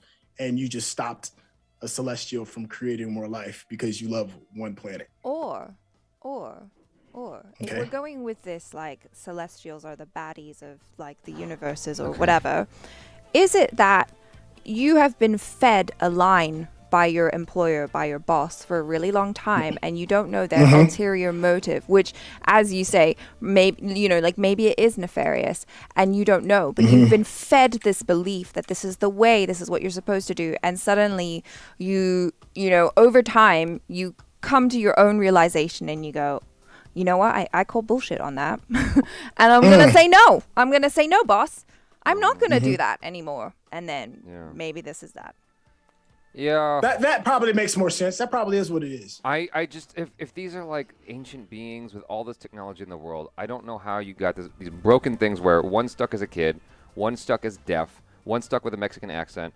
Like, what's wrong with her Mexican accent? Jesus. Hey, I think it's And that's sexy. not a debilitation. I didn't know that is a superpower. I think her Mexican accent is sexy as hell. But I'm just saying, like, the accents in general just like kind of mess with my head. Okay. So that's why I keep harping on it. But anyway, I just don't understand how you have these ancient beings who have been doing this for like who knows how many millions of years, and they can't come up with a system to just, pop out a bunch of people onto a planet like that. You know what I'm saying? Like, you'd think they'd have a duplication machine. Like, we've got the fax machine, we've got the Xerox machine. We know how to, like, make a copy of something really quick. That's our, dumb man brains who know how to duplicate a document. Okay, these people have been around for billions and trillions of years, and they don't know how to make a copy machine that's more effective and efficient out of people so they can just be birthing celestials left, right, and center. You know what I mean? It just seems weird to me. It just seems odd. Like how the more more brain power there is in an animal, the longer the gestation period, right? Which would, make the argument that elephants are smarter than humans. I don't know, because the gestation period is 2 years. So maybe in order to birth a celestial, it takes a really long ass time because they're like huge and super powerful. I don't know. I'm just throwing that out there. I just to set the record straight. I love Salma Hayek and I love her accent. I just didn't get the accents in this movie. Okay, I just want to make that clear. I'm like joshing hard here about the accents and whatnot. Kevin Lopez says Celestials aren't good or evil. They're just gardeners of the universe, creating life and experimenting. Sure. Yeah. Basically, I can see that. Basically, Eternals is a combination of The Matrix and Hitchhiker's Guide to the Galaxy. That's it. It's like if you watch Hitchhiker's Guide. I read the book. In the first 20 minutes, they establish. Okay, so this dude has a house. I forgot he's the one who played Martin Freeman. Martin Freeman, right? I was gonna say he played Frodo, but that's not right.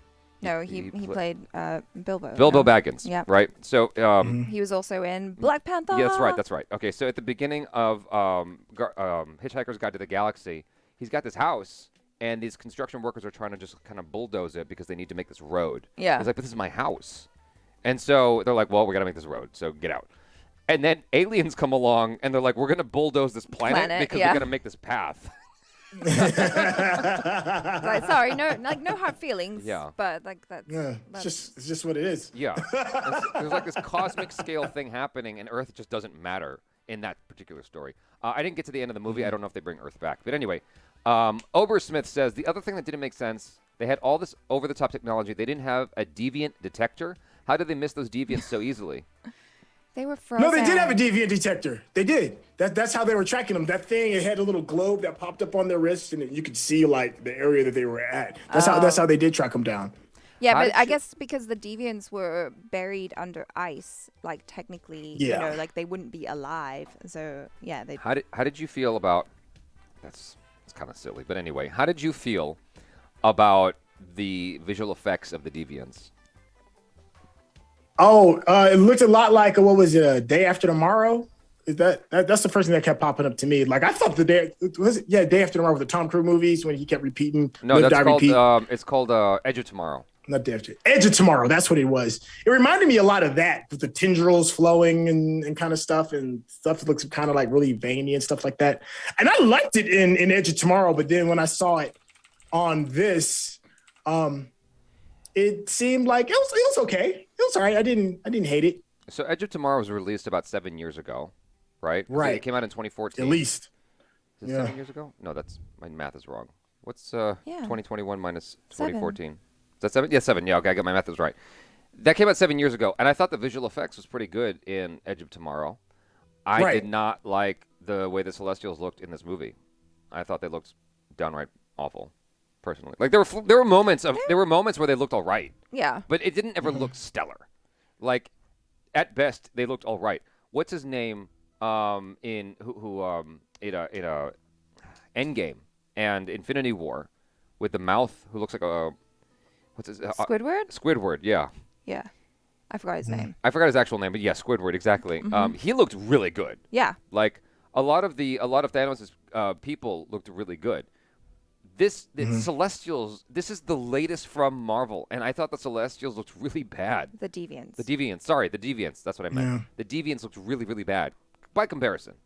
Yeah. Yeah. I mean, and that kind of leads me to like one of the other little smaller problems that I had when the very first Eternals. Ebony Maw is the guy, by the way. Right, yeah. Yeah. When the very first Eternals trailer dropped, right, they showed the more enlightened version of the Deviant. At the time, we didn't know that's what he was going to be. Yeah, Crow. But they showed him the one that looks more like a human being. And it to me, it implied to me, I'm like, oh, okay, that's going to be the big bad, like the really big bad guy that everybody's going to have to overcome. And he pretty much didn't matter. Like, it just didn't seem to be like that big of a big deal of the bad guy. To me, it just seemed like more the Celestials themselves were like the big bad guys, and they just had this small little problem with one that just happened to look human. What was that? Did his hard drive crash or something too? And he sucked the juice out of one Eternal. Crow. That was his name, Crow? Crow. The deviant that turned more human. Yeah. It ends up being like leading all the other deviants. Like, explain to me like why all of a sudden he became a little more sentient. Oh, because like, he absorbed Eternals.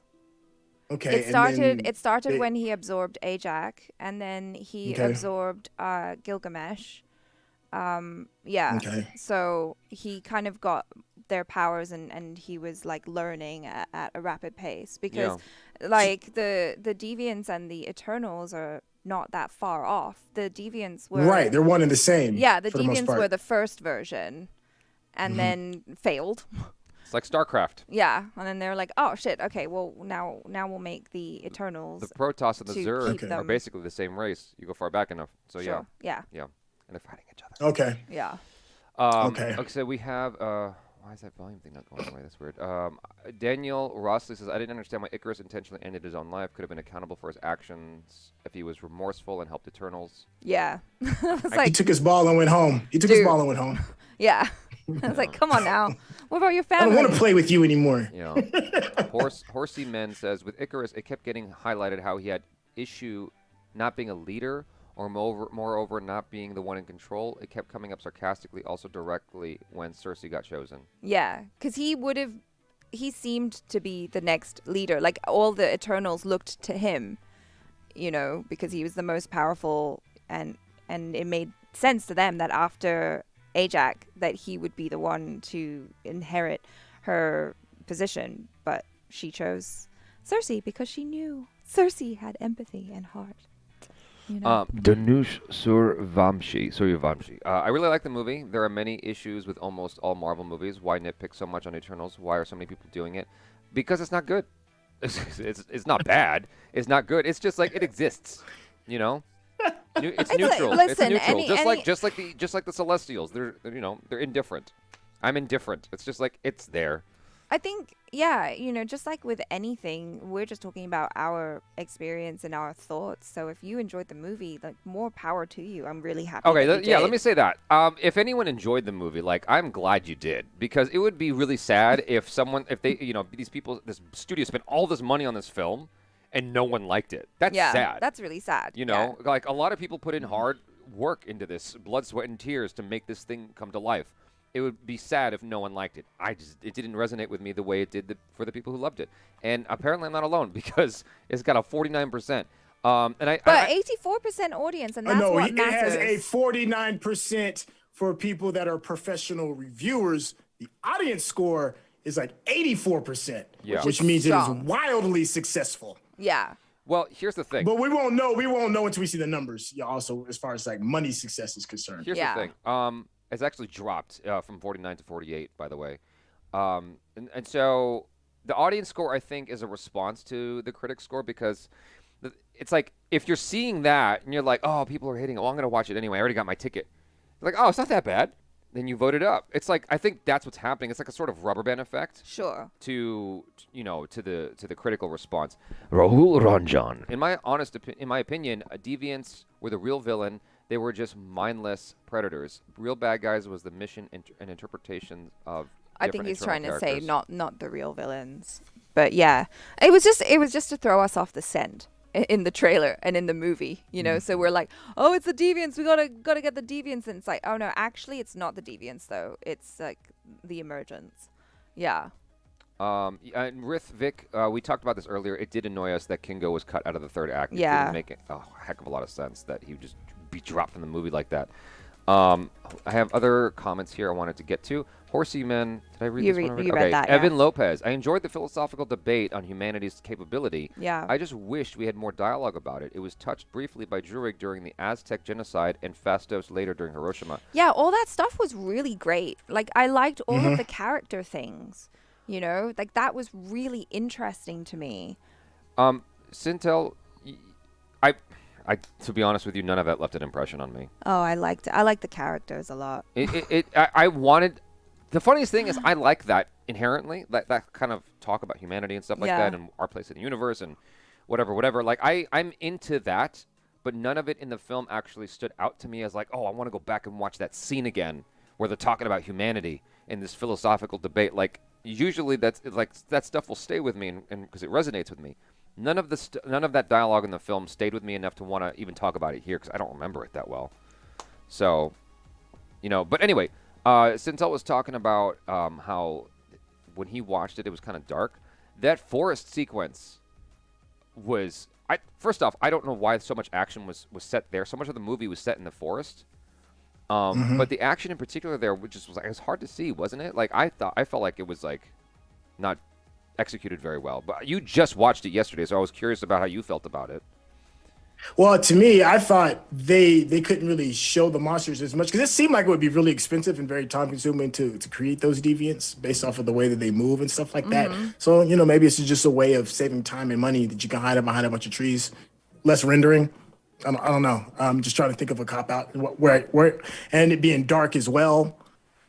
I don't think that this movie was something that was going to lean heavily on special effects as much as I had hoped it would have. And you can kind of tell, looked like they kind of cut a little bit of corners. Yeah. It's a big task. Yes. Jaby's typing. I'm trying to find something to talk about. Fazir says accents. I heard Jaby hated that. How about accents were created and brought to humans by Eternals themselves? Now does that make sense?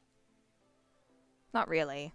Because that's just assuming that everyone speaks English, which we know that not everyone does. So, no, it doesn't really make sense. It's just one of those things that you just have to accept, Alexa Yeah, Salinas. I think people are in denial. Like, I think the people that really hate the Eternals, and I'm looking at you, Jaby, I'm pointing my finger at you. I think y'all are mad that the general audience thinks it's okay. No, I'm not. No. I think y'all got a bone to pick, because the people that are like, it's the worst thing I've ever seen, and then they're looking at the masses, and the masses are like, it's all right, it's decent. And you're like, you're not supposed to like this movie because I thought it was trash. No. I honestly am fine with people. I'm fine with people like. I mean, for me, I can't speak for anybody else. All right. For me, I'm like, I'm glad people. I just did a poll just to see what the general audience felt.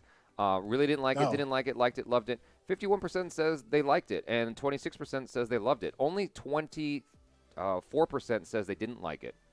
You know? Yeah, I'm not even. I don't think I'm like kind of halfway between didn't like it and liked it. Like I said, there were lots of things that I really liked about it and that I thought were really great. And I do want to watch it again just to see if I kind of veer more towards liked it on second viewing rather than, because I think it is just like it wasn't what I expected, and so I was kind of surprised, and I didn't really. It's like the story just didn't really grab me, but a lot of the individual elements really did. There have been instances. And I was gonna say, and I was just gonna say, I'm trying my damnedest to pick a fight with you, Jaby. So just want you. I'm trying to poke the bear a little bit. No, it's all good. It's all good. There have been instances where I've watched a movie a second time and appreciated it in a much different way the second time. Shazam was one of those instances where the first time I watched it, I was like, it's all right. I don't know if I need to see this again. And then I got a Real D screening for Shazam, and I went, and I loved it. I was like, oh, this is really. I don't know what the hell happened the first time. Maybe it was just the audience. Like, you know, a different audience can color your response to a movie, you know? And so Shazam was one of those, and then Dunkirk was one of those where the first time I watched it, I was like, I don't get this movie. I don't know why anyone likes this. And then I watched it a second time in IMAX. I'm like, oh, for some reason, like, now I really like it.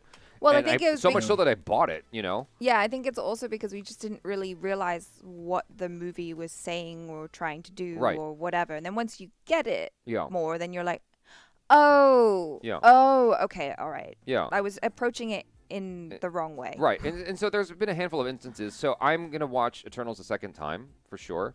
I don't know how much. I'm not feeling enthusiastic about watching it. I'm watching it just because it's like I want to know for sure that I feel the way that I do. You know, I want to watch it because it's going to be in IMAX. I have good seats. I want the optimal viewing experience so that I can go, okay, for sure, this is how I felt about this movie. You know what I mean? So Danush, he says, I don't know if you already did this, but could you put up a poll asking Indians how they felt about the Indian culture, how it was portrayed? Did they like it or not? I will do that momentarily. So let me see. Oh, there's something I wanted to bring up. Alexis Salinas says Dune lost me at the crappy shields. So he didn't like Dune, I guess. I love Dune. Well, that's a part of the book. I mean, it's an essential part of the book is the shields. And they are kind of talked about as being kind of boxy and cubey, and like you can get a feel of them. Like it's a part of the lore. Like you can't have it. It's just like having Star Wars without lightsabers. Here's the thing. I watched Dune 3 times. Okay? 3 times in theaters. I don't remember the last time I did that and volunteered to watch a movie 3 times. And so with Eternals, I'm having trouble getting there the second time. So, you know what I'm saying?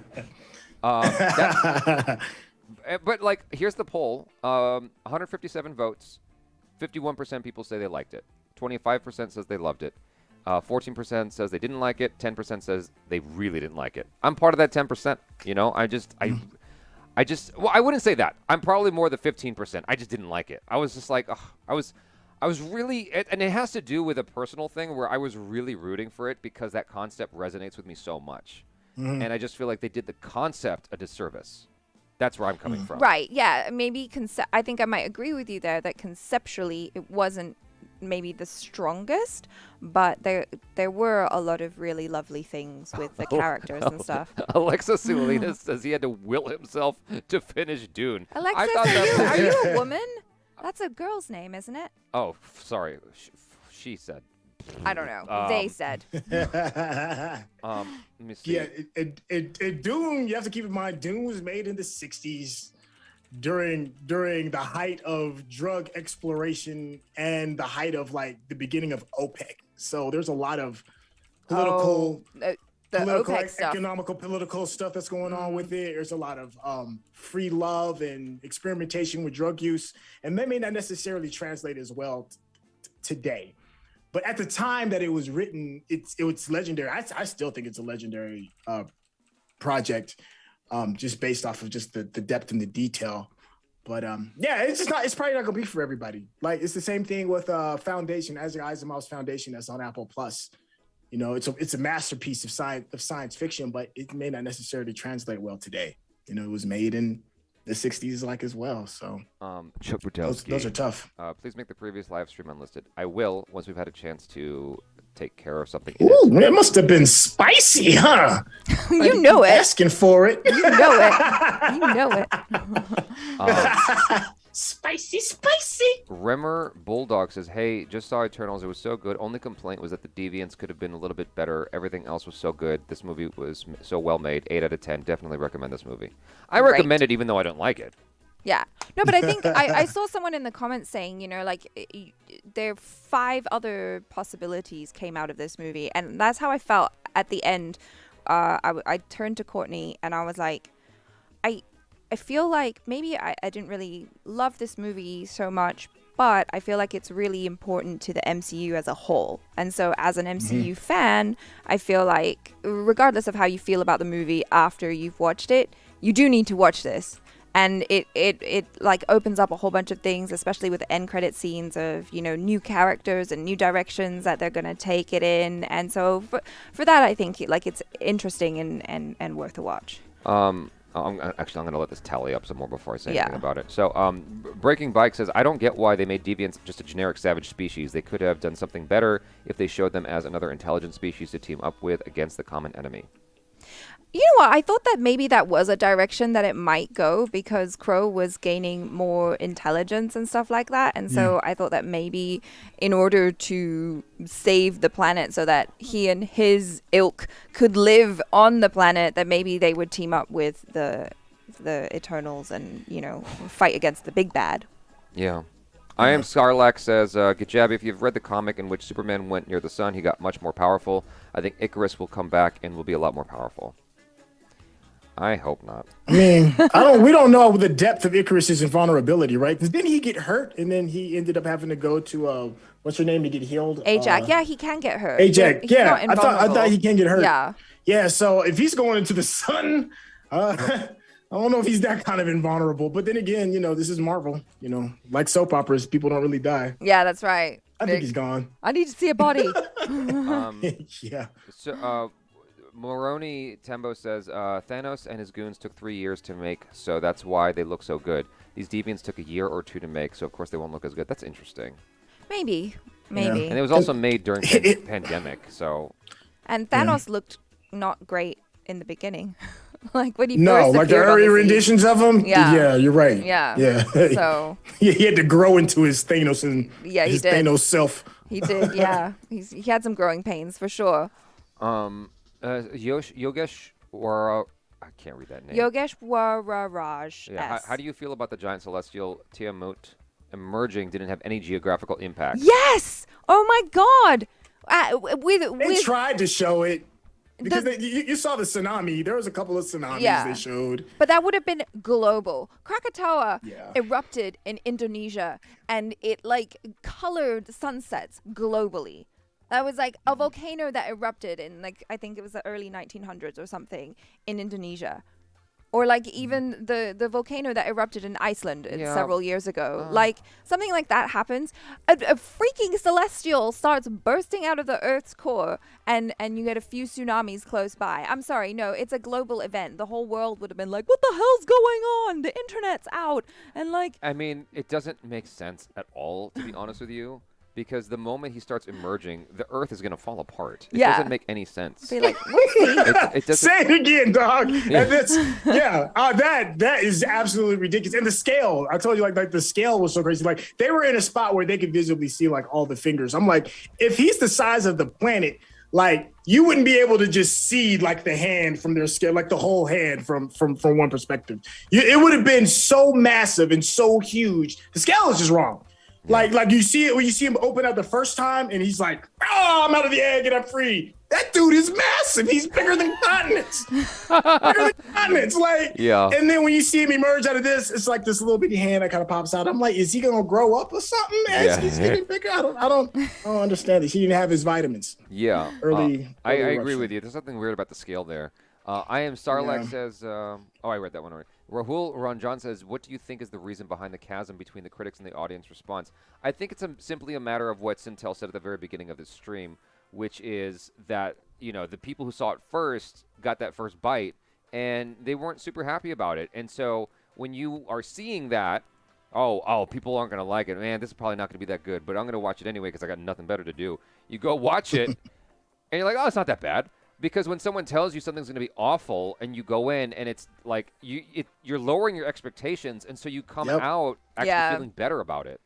And I think also that's what happened to me. Yeah, it's an inbuilt fan base as well. Like at this point, we all know that in order to carry on with watching Marvel stuff, like we're all invested. We've been watching the movies, we've been watching the shows, and so regardless of what the critics say, we're all gonna watch it at least once. That's true. Yeah, that's true. You know what I mean? So like, why do they even care? Favored.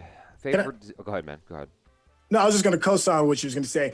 I'm almost 100% certain my initial score would have been differently had I been an early adopter like the two of you. It probably I wouldn't be singing as high of its praises initially walking out of it. But it's because of what Jaby said. Because I was expecting to see a piece of just dog shit type movie, and then I didn't get that. I just got decent. It made my perception of how good it is going to be different. We've been shitting on this for the entire stream. You said you liked it. What did you like about it? I like the boldness of the changing up of the different type of storytelling. I like what Marvel is trying to do regarding changing the narrative of telling superhero stories.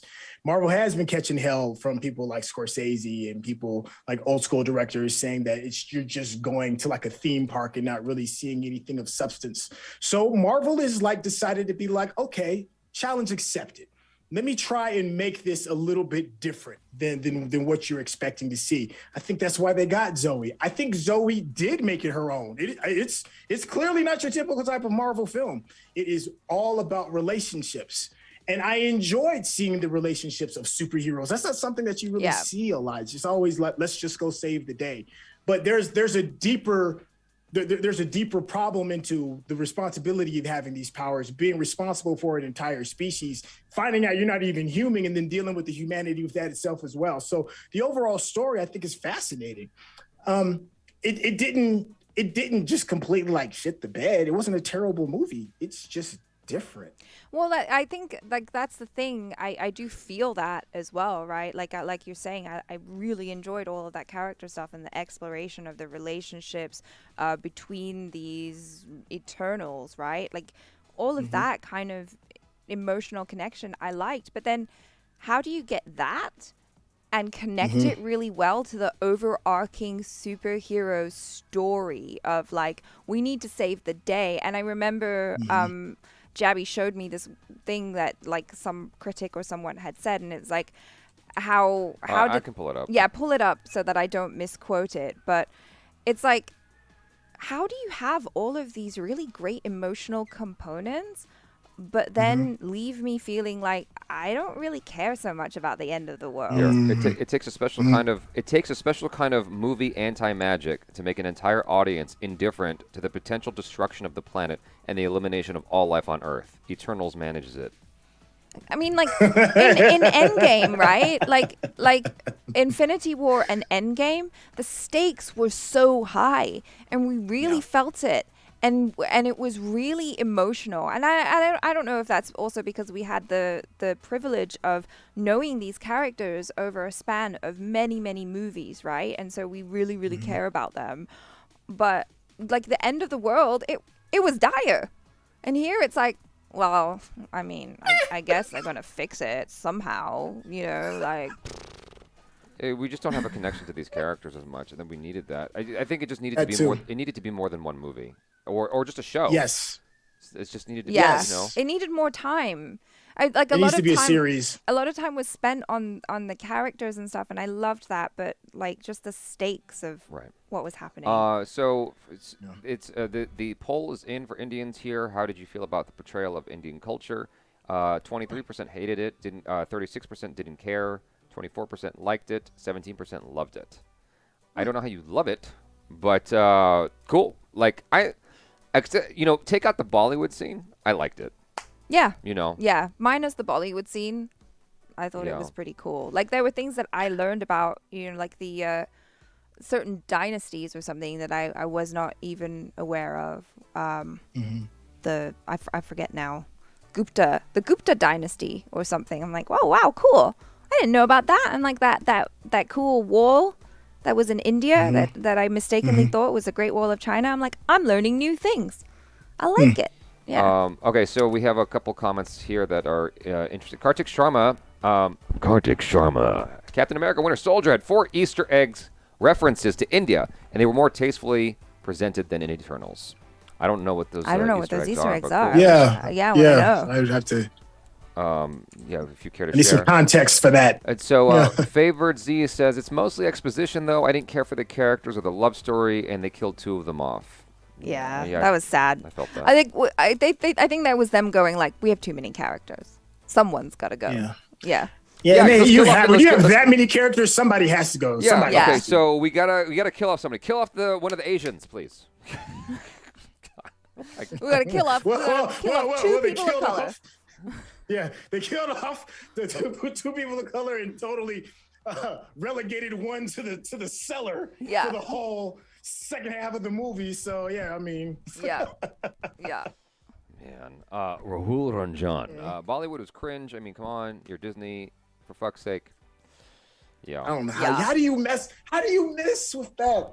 I don't understand. I think it was a miss regarding the casting of Kingo. I think they should have gotten a full blown, what's the word I'm looking for? A Bollywood superstar. Yeah. And then put in that. I think. Don't get me wrong, Kumail. I think that's how you pronounce his name. Yeah. Kumail. I think he did a decent job. I definitely got my laughs, but with all the talent that I've seen from the projects and the works that's been done, there's no excuse that you couldn't have gone that way and then gotten somebody to direct some of those scenes. Yeah. Just tell Sophie, not Sophie, but the director to like just chill out. Chloe, just chill out for this while we knock out a couple of these scenes so we can do this right. Yeah. And make it absolutely magical. That's just such a miss. It's a layup. How do you miss the layup? It's so easy to fix that, and they just didn't.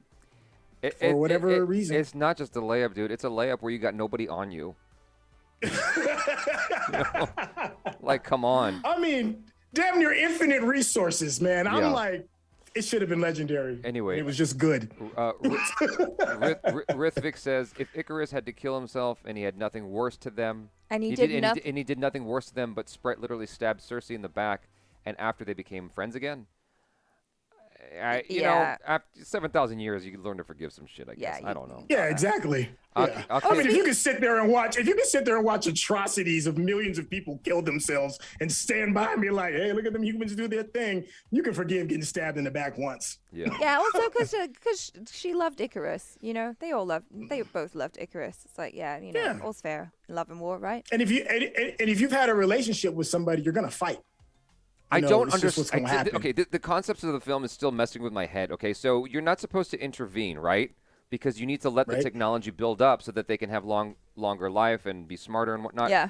So why not just give them the shit that they need at the outset so they can get there faster? Because they're not. Well, they were helping them. They helped them with farming. They helped them like building tools. Give them a Nintendo Switch. They tried 7,000 years ago. They tried to. Remember, there was a scene I don't remember where Fastos was like, "Here, I invented this thing to help them with the farming." The steam engine. Yeah, and they were like, "Dude, they're not ready for that." So like, That's a shit And so excuse. he made them a plow. That's a terrible excuse. Right. You think so? You think they're not going to be ready for their lives to be easier? No, because like. But that's what happened. With the nukes. That's what happened in Hiroshima. Somehow he was like, you know what? I'm not gonna listen to what they're saying. I'm gonna go ahead and give them nuclear technology so we can speed this thing up. And then Hiroshima happened. Yeah. That's the consequences of getting too much technology too quickly. That could have happened 7,000 years ago, though. Give them give them No. the nuclear technology. No. You know what I'm saying?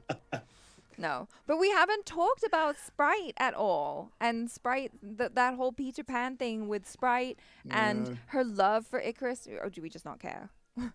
I didn't. You know what? It didn't stick the landing for what you said Yeah. earlier regarding that relationship. And maybe it's because I'm not connected enough with that character to fully understand that. I think I was just so irritated by the fact that was just another example of the intense exposition in the movie. Exactly. And that's I think it could have been a cool storyline if they had done some, instead of telling us like, oh hey, yeah, so sorry about like how you feel about Icarus and all, like he's still super hung up on Cersei and all, you know, like instead of telling us, the audience, I wanted them to show it, you know. I wanted her to either like talk about him or to like have longing looks at him or act a certain way around him. It was like nothing was shown, it was just told to us, and I'm like, okay, so we're just supposed to buy that you're in love with this guy since forever. Also, you wrote Peter Pan, and you're basically Tinkerbell, right? Yeah. And Tinkerbell loved Peter Pan,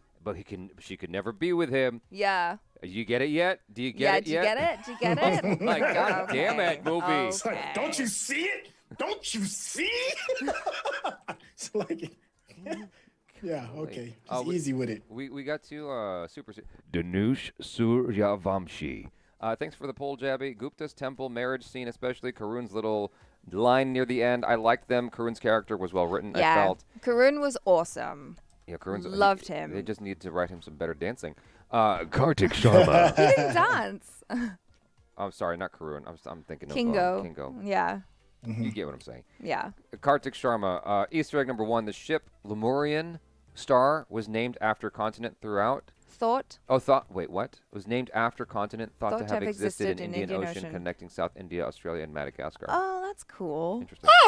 That was in Captain America Winter Soldier, Gotcha. right? Yeah. Akhil KN says, I like the movie in terms of the step that Marvel is taking via Eternals, but the formulaic MCU style felt inconsistent and limiting to the depth they could have had with the script. You know, people keep talking about like the Marvel style and how the MCU style and how it's like different from the MCU, or it's like the MCU, or it's being hindered by the MCU, and blah blah blah. I'm like, none of that even fazed me. Like none of that. It's just like, was it a good movie? It was all right. That's what I'm left with. Yeah. Like maybe they should have just gone all out. Like, okay, fine, whatever. Well, if we're going different, let's just make it really different. We needed more thrusting. Yeah, I'm telling you, them thrusts per minutes, man. Daniel Rossley says, if Celestial was born out of the Earth's core, then wouldn't that already mean that the Earth was on the process of being destroyed, even if they stopped the birth midway? That's true. Yep. Yeah. Yep. Yes. No. The answer to that question is yes. Yes. Yes. Science. Non-existent. You're dealing with a movie about superheroes and stuff. It's like... It's like I can forgive that aspect of the bad science. It's just the scale of things is freaking weird. It's just weird. So anyway, Rahul Ranjan. Imagine giving your child everything they want. They won't learn the principles or value its importance. They would then become completely dependent on you. Exactly. Like they're here to help humans advance, not just give the humans everything and then just be like, okay, you good now? Like, yeah. I guess. Okay, fine. I take it back. I don't love the movie anymore, but I can forgive that aspect of it. The nerd upstairs says a celestial emerges. Let me read that again. A celestial emerges from the earth, and no one responds. Not Wakanda, and not the Avengers. This happens in comic book movies all the time, though. It's like, what, you're in New York, and none of the Avengers arrived. What? Yeah, they did that in I think that was apparent in Iron Man 3. Like you have this borderline end of the world problem and no one else is showing up. Same in Thor the Dark. Did you just say it? Or Thor the Dark World? No, I didn't say that. Yeah, they just this is a common issue. Yeah. Yeah. And there's also now that we have fractured timelines existing due to the end of Loki and us understanding that there's different variations of the stuff. This could be not on the main central Marvel timeline. That has never been established that it's on the same timeline. So there's that. Maybe there are no Avengers or any other superheroes on this planet, and there's only Eternals and Blade and Black Knight that's on this planet. Well, on this version. In the comic, at least the one that I was reading, Iron Man actually helps out. Oh, he tries to anyway. Now he can't for obvious reasons. But if Iron Man is established to be someone who could help, then presumably other people could have helped. Sure. You know. Yeah. Yeah. Yeah. I would have loved to have seen it if Old Man Cap showed up. Where can I sock him? Yeah. Actual dibs. Ma Dong-seok and Angelina Jolie's chemistry was beautiful. Is that Don? Yeah, Don Lee. It was beautiful. They should do a rom-com. They should. They didn't even get to kiss. How are you not actually dibs? How are you not mad that they didn't kiss? That nothing happened. Not everything has to be a kiss, Jaby Koay. But like, okay, someone said earlier that she was like dealing with shit, and so it would have been weird if there was a romance. It's not like he's dating a retarded child. It's like this is a person who is super powerful and intelligent. In fact, she saves the day, like, or she helps save the day. She's right, but she's not had issues. Yeah, she does, okay, man. I mean, she's literally mentally unstable. Nobody had a problem with it in the Notebook. Mentally unstable. No one had a problem with it in the Notebook. Different times. The old guy was like, he kept trying to hook up with his love. Like she was having dementia. He wasn't trying to hook up with her. He was trying to help her. That was his wife, though. That was his wife. Yeah. And they've been together 7,000 years. That's like 100 times longer than the people in the Notebook. Bro, we are in the age of consent. And you cannot have full consent with somebody who's so deranged they will literally murder everybody in your family. That's right. That's right. Consent is key. Yeah, man. She's off her rocker, man. You can't be kissing. I don't know. Kissing somebody that's off their rocker. I don't know. I don't think anyone would look at that as him banging someone who's disabled or something like that. Or in this day and age, where every little thing is a social sensitive issue. Oh my God, yes. There would have been social justice warriors all over this. I can't believe it. He's the strong man, and he made Angelina Jolie kiss her. And that's exactly how it would have unfolded. You know this, bro. You know it. Then don't make her messed up. But she had to be. People would have died on that hill. I can't believe Marvel did that. She was mentally unfit. Nah. I think having it be where she's like turning on her own people, honestly, was just more of a distraction in the movie. It's just like, did it really move the plot forward? It did. It was a plot point though, because the Mad Weir is. Okay, no. Her having the Mad Weir is fine, but her turning on her people and trying to kill them, is that really necessary? Well, it makes her more of a threat. Yeah, it's more of a threat. I guess so. Because the deviants aren't enough. The end of the world is not enough. It's like now you gotta jack her up too. But also it's also to kind of streamline the story, so we're following mostly Cersei, Sprite, and by taking her out. Icarus, yeah, because they had to take characters out. That's the only way they were able to. That just makes that makes me more mad. This should have been a show. Instead of creating excuses to like put the black girl in the box. Yeah. And put and like have Angelina Jolie off screen and like kill off Don Lee like off screen. Can you just like have this as a show where we can like get time with these people and like let Don Lee have his love scene? Anyway, doesn't need a love scene. Hey, you know what? I just glanced over at the chat and somebody had said something that made clarification regarding other people in the MCU. They did address other people in the MCU at the dinner table. I had forgotten all about that. What? That's who would lead the Avengers? Yeah. And all that. Wait, what? Yeah. What? When they were sat at the table. Yeah, because at the dinner table, they addressed that the MCU, our known MCU, is their MCU as well. So why did they show up? Talked about nobody showed up. Because they showed up. They talked about Thanos snap. Yeah. They're like, where were you during Thanos snap? So they talked about that, and then they talked about who would be the new leaders of the Avengers. And he said, no. Kit Harington, not Kit Harington, but other people was like, that's all well and good. That's all well and good. How come when the hand was coming out the ocean, no Avengers showed up? Nobody showed up. Yeah. Yeah. It's just what it is. Like Falcon could have showed up and given a speech. They're tired, man. He could have given a speech. Like, they just got to find Sam Thanos, and they like, somebody else got to deal with this. Yeah. Aubrey Smith, I don't know why the audio level fluctuates. It's an OBS thing. I have no control over it. But it'll go down sometimes and comes back up. So why does your sound level fluctuate? Sometimes I have to take it down because my ears bleed. Other times I got to crank it up. I don't know, man. It's a weird thing. Does it sound okay now? Does it sound weird? SYNTELL, can you hear it? No, it sounds fine to me. But every now and then I hear the music go up and down. It's a non-issue for me though. All right, okay. Here, I'll do a poll, just a well-timed Falcon speech, lol. That would have been great if he just showed up. Yeah. Hey, guys. It's me. It's time. Yeah. I got to lecture y'all. Where are the new Are you going to see part 2? Of what? Of what? Eternals, if Of there's course. if there's a second one. Of You gonna course. see it? Okay. I mean,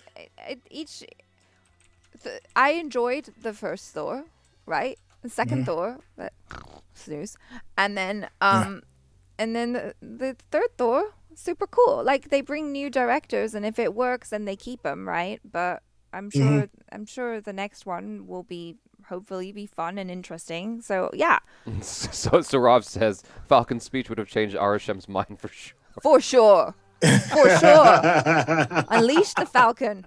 All right, so are you giving Chloe another Marvel project? I don't know, man. I wouldn't have given her one to begin with. I wouldn't have pegged her to begin with. Like I wouldn't have picked her for this movie. This is not her kind of film. It's like how you got from what's it called? What was the movie she did? The one that we just watched? Nomadland. How you got from Nomadland to Eternals? I'm like, I don't even see like why you would have pegged her for that. It doesn't make any sense to me. At least with Destin Daniel Cretton, at least with him, he was like, all right, I don't know like a number of things, so I'm just gonna like trust people to handle this and then make decisions off of their input. Like I don't know what her process was. I didn't talk to her, but from my conversation with Destin Daniel Cretton, it's like it seems like and I got this sense from like even before talking to him. It seems like he really trusted people with their expertise. Right. He was very collaborative, and he was able to say like, okay, well, I'm not the most, well-versed in this stuff, but I would like to surround myself with people who know their shit and who are really good at what they're doing. Yeah. And take their input and make this project really, really great. To be fair, though, you're dealing with two very different kinds of movies with two very different scales, right? Because with Destin Daniel Cretton trusting people, that has a lot to do with the action of the movie, which Shang-Chi has a lot of, whereas Eternals has a lot of exposition, a lot of dialogue. And so I can kind of see like the line that people make from Nomadland to that Marvel makes from Nomadland to Eternals, but like still like she's coming from a documentary standpoint, right? In a sense, because she's using real people and it's like very raw. Mm-hmm. You can't do that with Eternals. You just can't. It's not the same. Right. But anyway, Kartik Sharma. Easter egg number 4, when Robert Redford said, imagine a bunch of, terrorists from Pakistan entered Mumbai in a boat, and you knew he was referencing 2611 attacks. Right, yeah. Okay. Yeah. Thank you for those references. Kevin Lopez says, I was a bit let down by the Deviants. Did I say this already? I don't think so. I was a bit let down by the Deviants in that they didn't have all of them appear intelligent as they are in the comics. They rebelled versus Celestials and caused the city of Atlantis to sink. Yeah, they were just kind of these like almost like animals, Sarav says, I do get why Kingo didn't appear in the last arc, but I wanted him to appear, maybe as a clutch against Icarus. It would have made sense because Kingo looked up to Icarus like boss. Yeah, or he could have teamed up with Icarus and then been like, hey, why are we fighting? I don't want to fight my family. Like, whatever. Yeah. It would have been fine. Yeah, the fact that he just was chosen difference and just walked out. I'd have supported either choice, either him joining or joining one of the other teams, but the indifference part, I think, was the worst of the three choices that you could have picked. Take a stand on one of them. Rahul Ranjan. Could Shang-Chi's rings be Eternals' design? Could explain how Mandarin lives so long, as rings have cosmic energy of Eternals. Also, would be neat connection. It would be. I would buy that for sure. Go ahead. Yeah, and they showed and they referenced that the Eternals do give weapons. It's not just agriculture and water and all that other stuff, because one of the very first things that they gave man was a dagger. Yeah. So it's not like it's out of the boundaries of good intention for the Eternals. They could have possibly made those rings. It looks like Eternal type of technology. Yeah. Did either of you miss not seeing a familiar face in Eternals? Because like with Shang-Chi, you saw what's his name? Doctor Strange's buddy. Oh, Wong. You saw Wong. Oh. And it's like he didn't have a huge role, but he was there and he was familiar. Right? And so that kind of helped a little bit to sort of root the movie, because you're dealing with a lot of characters you've never seen before. And here, there was no familiar faces at all, which was a bold choice. but I kind of missed just seeing someone that I recognized from the other MCU films. Right. Am I the only one? Yeah. I didn't really mind about that, to be honest. It's not like the first All right, I'm time the only you one. see the intro movies for a lot of other characters.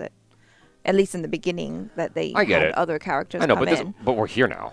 Okay. You know, that's so. But anyway, yeah, I think I'm the only one that felt that. I was like, oh, it would have been cool to see someone that we recognize. Like throw Wong in there, throw Doctor Strange in there, throw somebody in there. No, I think it's okay. Explain why no one showed up to help out. Well, then Something. they'd have to do that for every movie because that happens all the time. We just needed a moment where, what's the name of the speedster girl again? Makari. We just needed a moment where she just sort of stops and she hears her earpiece, and then someone says, "On your left," and then like all the rings open up. Yeah. It would have made no sense. Cam K, I completely disagree. I felt the stakes hardcore and was terrified for the people of the MCU. That was a really fucked up joke. I just realized because she's deaf. Yeah. Sorry.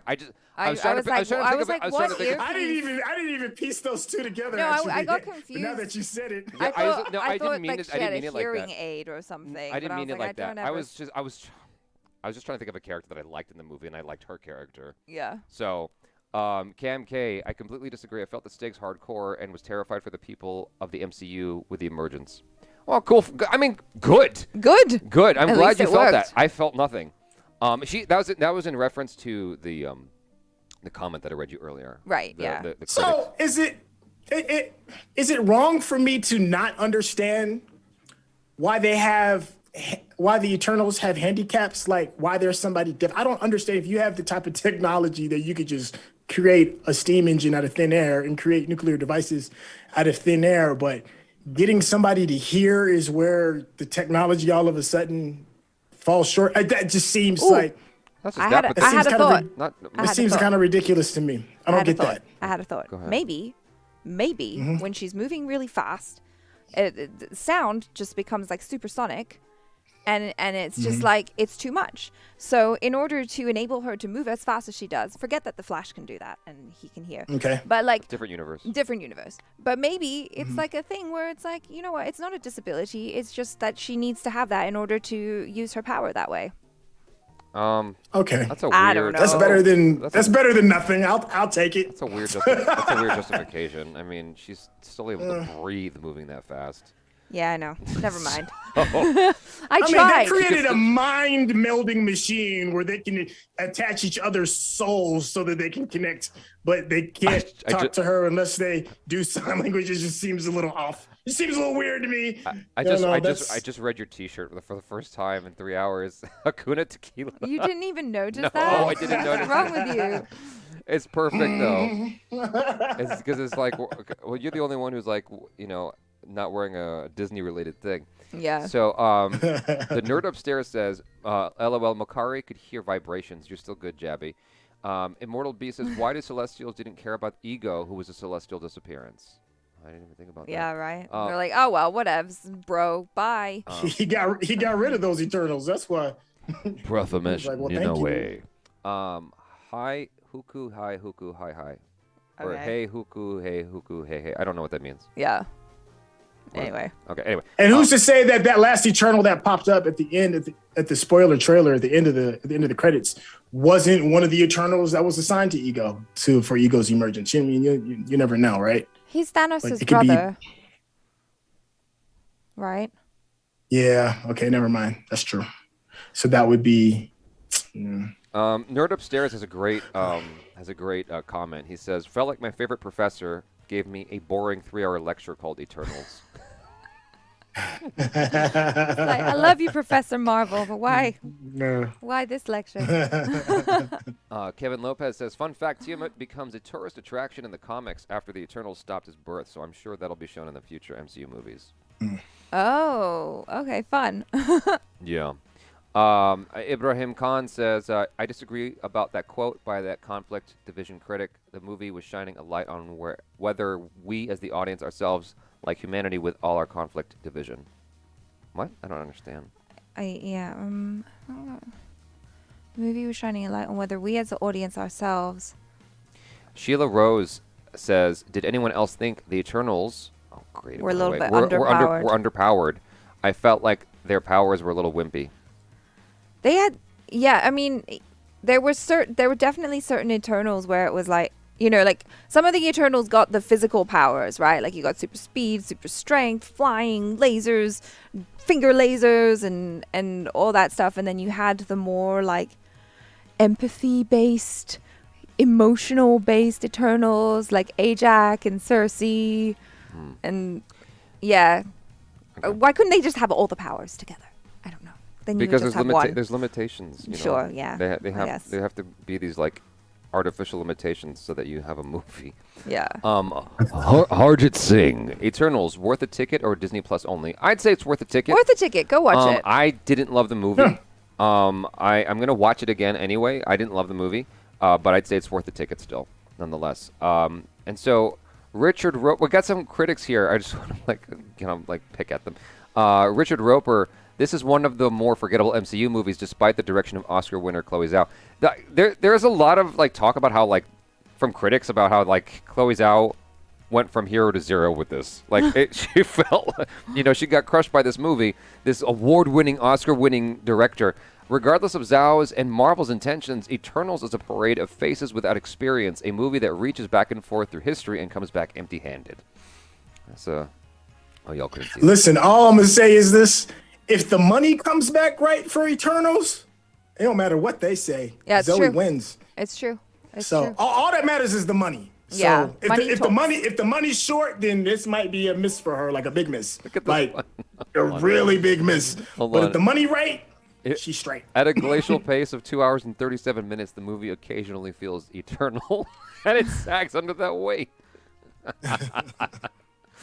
I certainly can't get emotionally invested anymore. It's just a series of special effects interspersed with a bit of humor. I don't know. I felt like this was one of the ones that had less special effects. Am I wrong? I thought it had less visual effects. I thought it had less as well. There are some positive ones. Chloe Zhao puts into full view the kind of moral quandaries that Marvel's only ever really danced around in the past, but there's only so much room for that kind of thought. Yeah, maybe. Yeah. You have to commend the effort to take the MCU in a different direction, but there's a little else worthy of applause.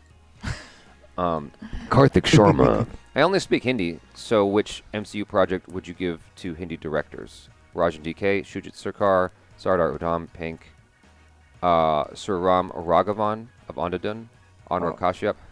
Oh, that's a great question. Shujit I Sarkar. think I would go with Raj and DK. Either Rajan DK or Shujit Sarkar. You already know I'm gonna pick Raj and DK. Yeah, I feel like Raj and You already know. DK can handle the epicness and marvelness of it all. Shujit Sarkar would almost be like a Man. Chloe Zhao choice. No, not at all. I mean, after watching Udham, Sardar Udham, have you seen it yet, SYNTELL? Which one? Sardar Udham. You haven't watched it yet. Okay. Oh yes. Oh, you did Oh watch yeah, it? yeah. Okay. Oh yeah. We got to talk about that at yeah. some point. Not right now. Yeah. But- no, not right now. I got to be in a different space for that. But watching how he handled that story, I actually would put a lot of trust in him to handle a Marvel movie because he's a painstakingly detailed director. It's like he's very, very detailed, right? And he gets emotion. I'm like, all right, cool. Like that's. Yes, but does he get the? It feels like the grand Zoe Marvel? trap to me. Yeah, that's what I'm. It feels like a Zoe trap. Yeah. you watch- Not. He's obvious to get talent. No, I know he's super talented. Yeah. I'm not taking none of that away. But I think Chloe is talented in her lane as well. But just because you're talented in your lane doesn't necessarily mean it's going to translate in another lane. No, absolutely. So I I'm get not. you. Yeah. But I can see a quicker connection between Sardar Udham and a Marvel movie than I can Nomadland to a Marvel movie. Sure. I can see that too. Yeah. I can see that. You know what I think what Raj and DK would be dope in would be creating a Punisher movie. I think that would be absolutely off the chain if they did a Punisher movie. Chuck Bertowski. Hey, Jaby, what do you think about Let's Go, Brandon? I have no idea what that is. Yeah. Am I missing something? I don't know. Okay. Falcon might appear in Eternals 2 when Cersei, Kingo, and Phastos are on trial with humanity. Arishem will see their memories of Falcon and Winter Soldier. They will hear Falcon's speech and love humans. Oh, that's a joke. A Falcon speech. Moroni Tembo says Guillermo del Toro would have been a great choice of director for this movie. I think so, actually. Yeah. I think he could have handled it. Guillermo's above that. He's above Marvel. I'm happy. He's not above appearing enough to be above it. He's not above appearing in that dumbass Hideo Kojima game. Come on, man! Don't be talking bad about Guillermo. I love Guillermo. Dude's like, have you played Death Stranding? He's a national treasure to me. Have you played Death Stranding? I haven't played Death Stranding. No. You will feel like you are dead stranding, I feel man. differently. Like you will feel like you're stranded dead. I loved watching you play it, though. Don't say that so about Guillermo, please. I love Guillermo. I know he's good in the game. He's fun in the game. I just think the game's awful. It's not a good game. It's not a game. It's a test of patience. So yeah. Okay. Let's see. So the MCU reaches a theatrical low point with Eternals, an odd team-up adventure that teases a franchise the future of which might be better suited for Disney's streaming service. That's exactly. Yeah. That's what Richard's saying. Yeah. Even acclaimed filmmaker Chloe Zhao, who collected Best Picture and Director Oscars for last year's Nomadland, can't save her venture into the MCU from being laughable too often in all the wrong places. And then you have what a lot of people feel, a beautiful new entry into the MCU. So, yeah.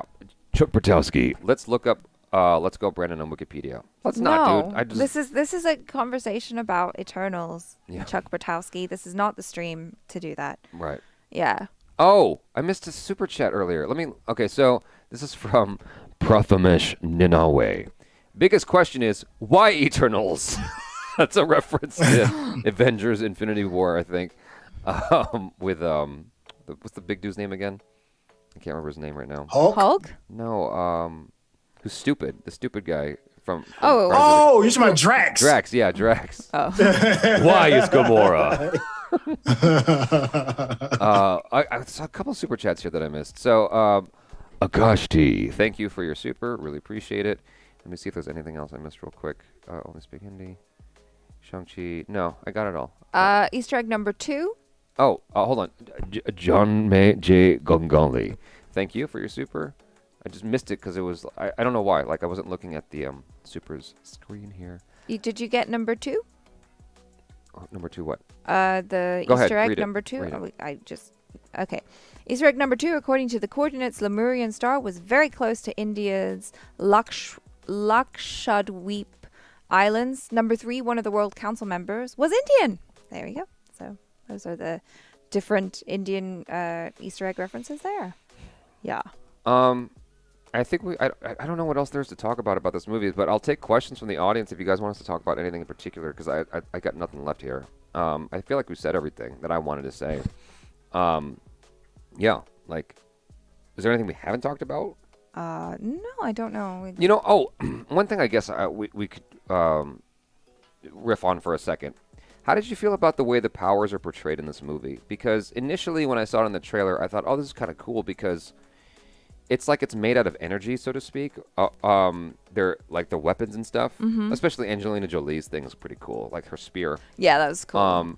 I just thought that was kind of neat how like it just is sort of just formed out of nothing almost. I felt a little bit funny about Kumail's powers being like pew pew pew with his fingers. Yeah, it was a little wonky. Yeah. Yeah. And then he got his Dragon Ball Kamehameha. Right, exactly. Now, my initial enthusiasm for the powers in the trailer, it didn't follow in the movie. Right. Like when I watched it in the movie, I was like, oh, it's okay. It's like it looks a little weird now. I don't know why. Like I just didn't love it. How did you feel about it? I think they could have expanded on all of them in a much larger way. Like, for instance, what's his name? That's the black dude, black gay dude. Fastos. Yeah, Fastos. Like, I was expecting like him to create like massive constructs on the level of something like Green Lantern. Instead he's got like these cutesy little bands that he's using to hold people down with and stuff. It just didn't seem big and epic enough for combat. I understand like the principles behind his powers for like helping move humanity along, but when it came to like throwing them things, I wanted to see something a little bit bigger. Same with Pistol Pete with the energy pistols and the Kamehameha. Like if you're going to do that, then there needs to be something larger in order for you to fight off like these deviants. The only person's scale that I thought was pretty good was the speedsters. Like her speed was pretty epic. I wanted to see that level of epicness regarding some of these powers, and nobody outside of her maybe was epic. Even Icarus, when he was shooting the lasers, they were kind of these itsy teeny bitsy little laser things or whatever it is. And then he got hemmed up and he got his face mashed into the dirt and he was pretty much helpless. I was like, dang, this dude ain't really that guy. So yeah, so only the speedster's powers, and also maybe the guy that could control minds. Him being able to like just throw bodies at human bodies as like just cannon fodder at people would have been pretty cool too. But he loves the humans, and you can't really do that. No, but you're right. Like Fastos could have like come in much more powerful than they showed him. Like he had little cuffs that he locked up dude with, but like. He could have been dropping buildings on this guy. Like, he could have been doing way more. I didn't even think about that until you said it just now. Yeah. Like his power, that was kind of underwhelming now that I think about it. VS The News. The Bollywood part is shot in a way to tease the Bollywood stereotypical way of shooting songs. Kingo was lit. Also the nepotism. Yeah. I hear you. That's boring reviews. Boring reviews. What's up, Jaby? I think this may be the beginning of the end of the MCU. Also, Bollywood dance scene was pretty weak compared to Indian films. Yeah, agreed. That the Bollywood dance scene was pretty weak. Yeah. And you guys go check out Boring Reviews as well. They do some good stuff on there. Yeah, they do interesting stuff. Yeah. Yeah, I don't think it's the end of the MCU by a long shot. I would have to disagree there. I think that there's still so much money to be made from this cow. Yeah. There's so much milk to be pulled from this cow. I think it may signify the end of the golden era of the MCU. Yeah. I think we're transitioning into a whole different area where it's like, okay, let's get as much milk out of this as we possibly can. But the golden era was the last rendition. It ended with Thanos, the golden era for me. Well, they'll probably bring back Iron Man and Captain America. They Ironheart and Falcon. There you go. Yeah. Yeah. I think I'm looking forward to more Falcon speeches. You know what I am enjoying with the MCU though are the shows. Ugh. I'm really, really enjoying the shows. So Did you like Loki? I was entertained. Okay. No, let me not say that. I did like it. Yeah. It was more than just being entertained. Overall, I really enjoyed it personally. I thought it was. Yeah. I mean, there was issues for sure, but when is there not? So. Yeah, I liked it. It made me excited about Kang. Yeah. Right. I've been wanting to see a really good big bad instead of these anti-heroes who we don't kind of know. Maybe I don't know, like the whole Wanda thing. I either want you to be full on, I want you to be a bad guy, a legendary type bad guy, or not. I don't like that middle of the road crap. Sure. Yeah. And I want Kang to kick ass. Lots of people are asking about Harry Styles. They want to know how we feel about Harry Styles.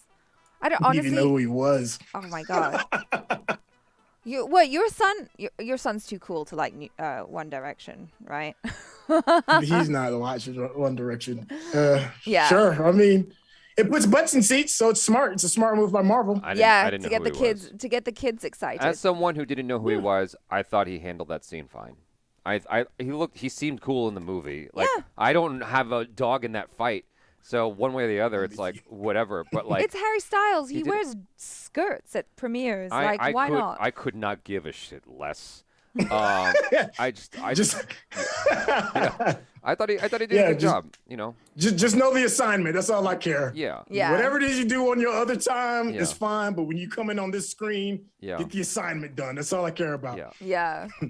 VS The News. Koay Zhao did a wonderful job by shooting the Indian parts the way she did, and the Hindi dialogues in the end. Also love the movie. Also, they can die. That was a very interesting, thought process. No, it's like you got to fit in all of the thoughts inside that little bubble. Oh, I thought that was a sarcastic. I thought this whole thing was sarcastic for a moment. I think he's saying also they can die means they're vulnerable. Right. Yeah.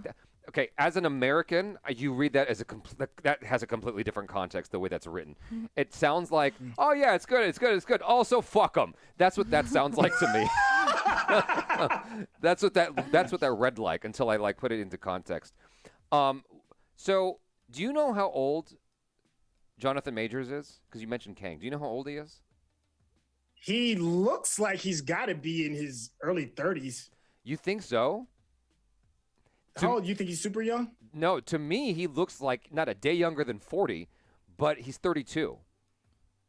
Yeah, you think? Well, I mean, he's got a grizzled face. He's got full features. Yeah. You know, so I could understand why you would think that. Yeah. Yeah, and the way he carries himself like a grown ass man. Yeah. Yeah.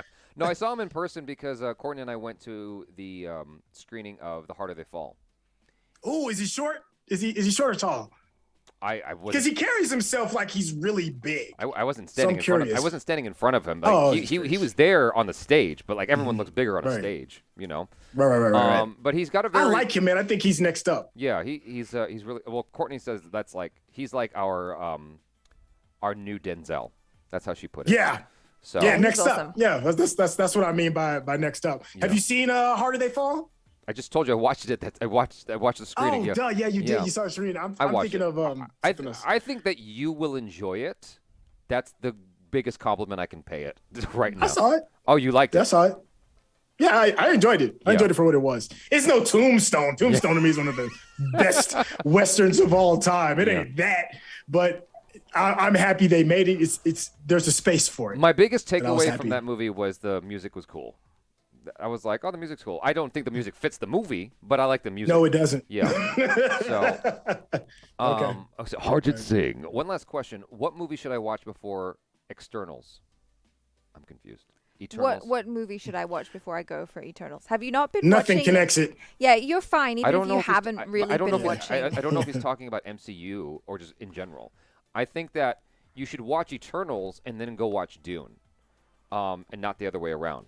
Because if you watch Dune first, if you end up liking Dune like the way I did, if you watch Dune first, I think it'll make Eternals disappointing. Well, Alexis didn't like Dune. Here's the order. Here's the order I would recommend. Assuming that it's out by the time you. So watch Eternals, then watch Dune, and then watch Encanto. Those are the three movies I would recommend. I think Encanto is a beautiful movie. Yeah. And then we have V.S. the Noosh again.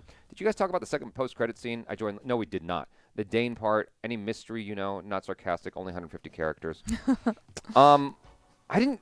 Well, we did kind of talk about it. I just didn't know why I should be clapping. Everyone was clapping, and I'm like, yeah, okay. Black Knight. But like, I knew that it was something important, right? And I do love a good sword-wielding hero, so I'm all about it. I was kind of disappointed that Jon Snow's character wasn't just a dude. I just like. He had to have superpowers also, or something connecting him to being like important. It's like no, that's what makes him feels cool. Forced. Yeah, that's what makes him cool is that he's just a dude, and she fell in love with just a dude because he's a good dude. He's a good dude. That's it. He sees Icarus, and he's like, oh. So you're the X-Men. That's the other guy. Yeah. I did like that moment. Yeah. So you're the ex. Oh my gosh, yeah. His I don't comic know if you've ever timing is been in a incredible. situation where you've met somebody's ex and you understand why your significant other liked them. You're like, dang. Here's the thing. Here's the thing. I think that that should have been the starting point for the film and the narrative point is like Jon Snow and Gemma Chan, like him being our eyes and ears into this world and like learning about the Celestials and all that stuff. Yeah, they just kind of took him out. Yeah. It would have been nice to have Like- more of him, more of Karun, the human characters, just kind of rooting it in humanity more. Yeah, like because his response to everything would have essentially been our response to everything. Yeah. Like he's just like blown away. We're blown away. It's Why didn't you intervene when Thanos snapped half the world away? Yeah, exactly. I have questions. Yeah. Yeah. Yeah. I think that would have been a good way to go, and instead they went this other direction because there was so much to get into this movie. It's like, but you can assume there's time to tell this story. You can do more movies, right?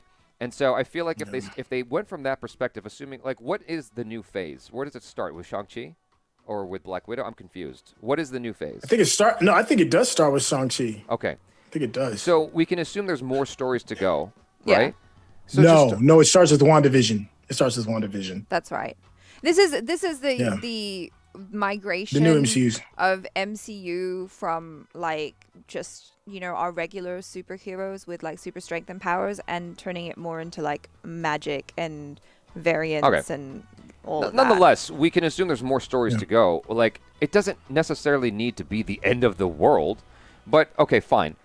Still, I think that you should start from Jon Snow's, Kit Harington's perspective, because at least he's a human being, and we can sort of get into it from there, Right. Because you're dealing with this cosmic scale. Yeah.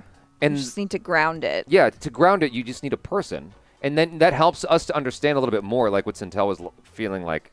He didn't understand why, like, they're not following the assignment. Like, you're supposed to garden, pull. Yeah.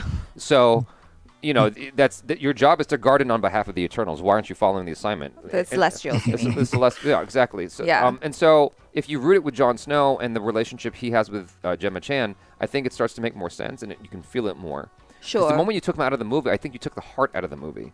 There were some fun moments. There were some fun moments later on, but like the best moments were him, the human characters, him and Kumail's guy. Kunal?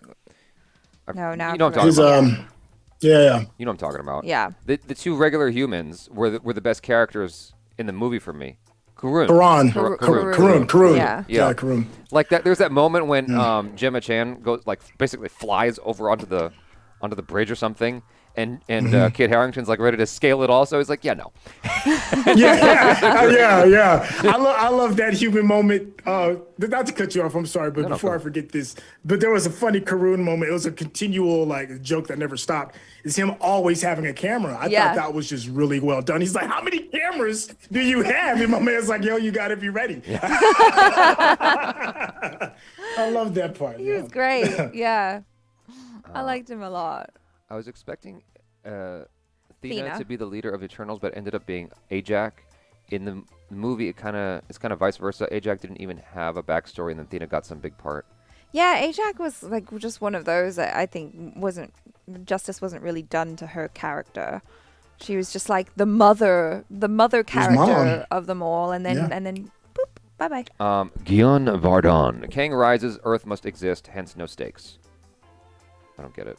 Yeah, because because we know that there's no we know that regardless of how bad this thing is, we know that Earth has to be saved. That's true. You know what I mean? There's no fear there as an audience. I feel like when we watched Infinity War and Endgame, we know what was gonna happen. Yeah, we had no idea. We didn't even know. So, we didn't even know what the movie was gonna be with Endgame. Yeah, and when in Infinity War, when half our heroes just suddenly disappeared, it was like, wait, what? No! Yeah. No, for sure. Yeah. There was real anxiety in that movie. Yeah. Like I remember my anxiety when T'Challa faded. And I was like, oh, hell no. Yeah. You can't take T'Challa from me. Anybody. I don't care if you take Spider-Man. Don't take T'Challa from me. Yeah. But, those were real stakes. I felt both of those scenes. I thought both of those scenes were, I mean, like when T'Challa went, you know what it was? Is that it was the least expected thing possible. Yeah. Because he literally just pulled up Okoye, off the ground, and then he just vanishes. It was so perfectly executed. Yeah. I was just like, damn, just like that. No pun intended. But, Yeah. And then, I mean, I remember in the theater as well. I don't feel good, Mr. Stark. Yeah. Oh my God, that gets me every time. I'm like, oh, no, not Peter. Yeah. Not Peter too. And you could hear a pin drop because everyone, the first time they experienced it, everyone was just like, what? Yeah. No. What's going on? But, and you could hear people start to cry. Bear in mind, we had 10 years to get to that. Exactly. Right? Yeah. And so it's a little different. But still, I think that speaks to the filmmaking. It's like you still I felt nothing near that level. There's lots of movies that accomplish that in a single movie without any 10 years of build-up. I watched Sardar Udham and cried my fucking eyes out. Like, that's only one story. You know, and so I'm just like, it's possible to accomplish emotion in a single installment, and I got none of that here. Harjit Singh, Dune is awesome, but when it comes to Eternals, so many negative reviews. He keeps calling it externals, which is hilarious to me. So many. There's a different audience for both of those movies too. Like Dune has a very old audience. Like I said, that was made in the 60s. Like I can't wait to get my dad to watch it. We've already have renditions. We've had other previous versions of it that's already been seen. So there's already some expectations, and those previous versions didn't really do that well to begin with. So Dune really could do nothing but be better. Whereas the externals, it's your first go round. Yeah. I call them externals too. The Eternals. Yeah, look what you've done. You over here sullying my mind. Harjit Singh. Yeah, the Eternals didn't have anything to go off of. It's brought to us fresh to a rabid audience that has high expectations. Yeah. Harjit Singh is the one who says, "Can you that?" Harjit. Yeah, so many negative reviews, but honestly, I live on scene points. It's a free ticket, but still, Yeah, so just go. I think you should watch it. Yeah. I think you should watch it. Just lower your expectations. Go in thinking it's going to be horrible, and then you'll come out thinking, "Oh, that was cool," and you'll be all right. That's what happened to me. Yeah, it's that simple. If you're a fan of the MCU, you have to see it. It's just Yeah. you have to go see it. The nerd upstairs says, we still have Kang, eventually Galactus, and Doctor Doom, so I can forgive this messy movie for now. Yeah. We'll see. We'll see what they do. You know? Yeah. It's like, come on. Like, we still have a lot of trust in Marvel that, we're like, okay. We'll give you this one. We'll see. We'll see what happens next. Next one better be good, though. I didn't really understand the ending. Because the Celestial only took like a few of the Eternals with him, right? Oh, I thought he took all of them. No, except for the three that left. The three that left on the ship, he didn't take them. Why? I didn't understand Obviously. Because maybe he doesn't know where they are. Maybe. Like, because they did leave the planet. Like they left the planet. Yeah. To go find other Eternals. He's a Celestial. I don't understand like the limitations of his vision. Like, could he not see? Like, oh, they went that way. Let's go pick him up too. You would think so because so they did say in the film that the Eternals are fueled by cosmic power. And if you go back to like Galactus and the Silver Surfer is powered by the power cosmic. I think those are the two things. Yeah. I know the wording is different. One is the power cosmic and then cosmic power. I'm assuming they're the same thing. And Galactus always knows where the Silver Surfer is. But Galactus is also higher than a Celestial too. So, right. Hitchendra Singh has this great comment. He says, "The world, a giant freaking hand is coming out of the earth. What can we do? Falcon, do better."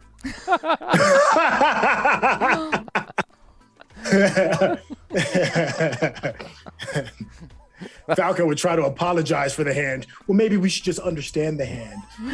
Falcon's punk ass. Oh, goodness me. When are we getting a Blade trailer? Is there any word on that? Any rumors on that? I don't know, man. I'm excited for Blade. I love Blade. How old is that actor?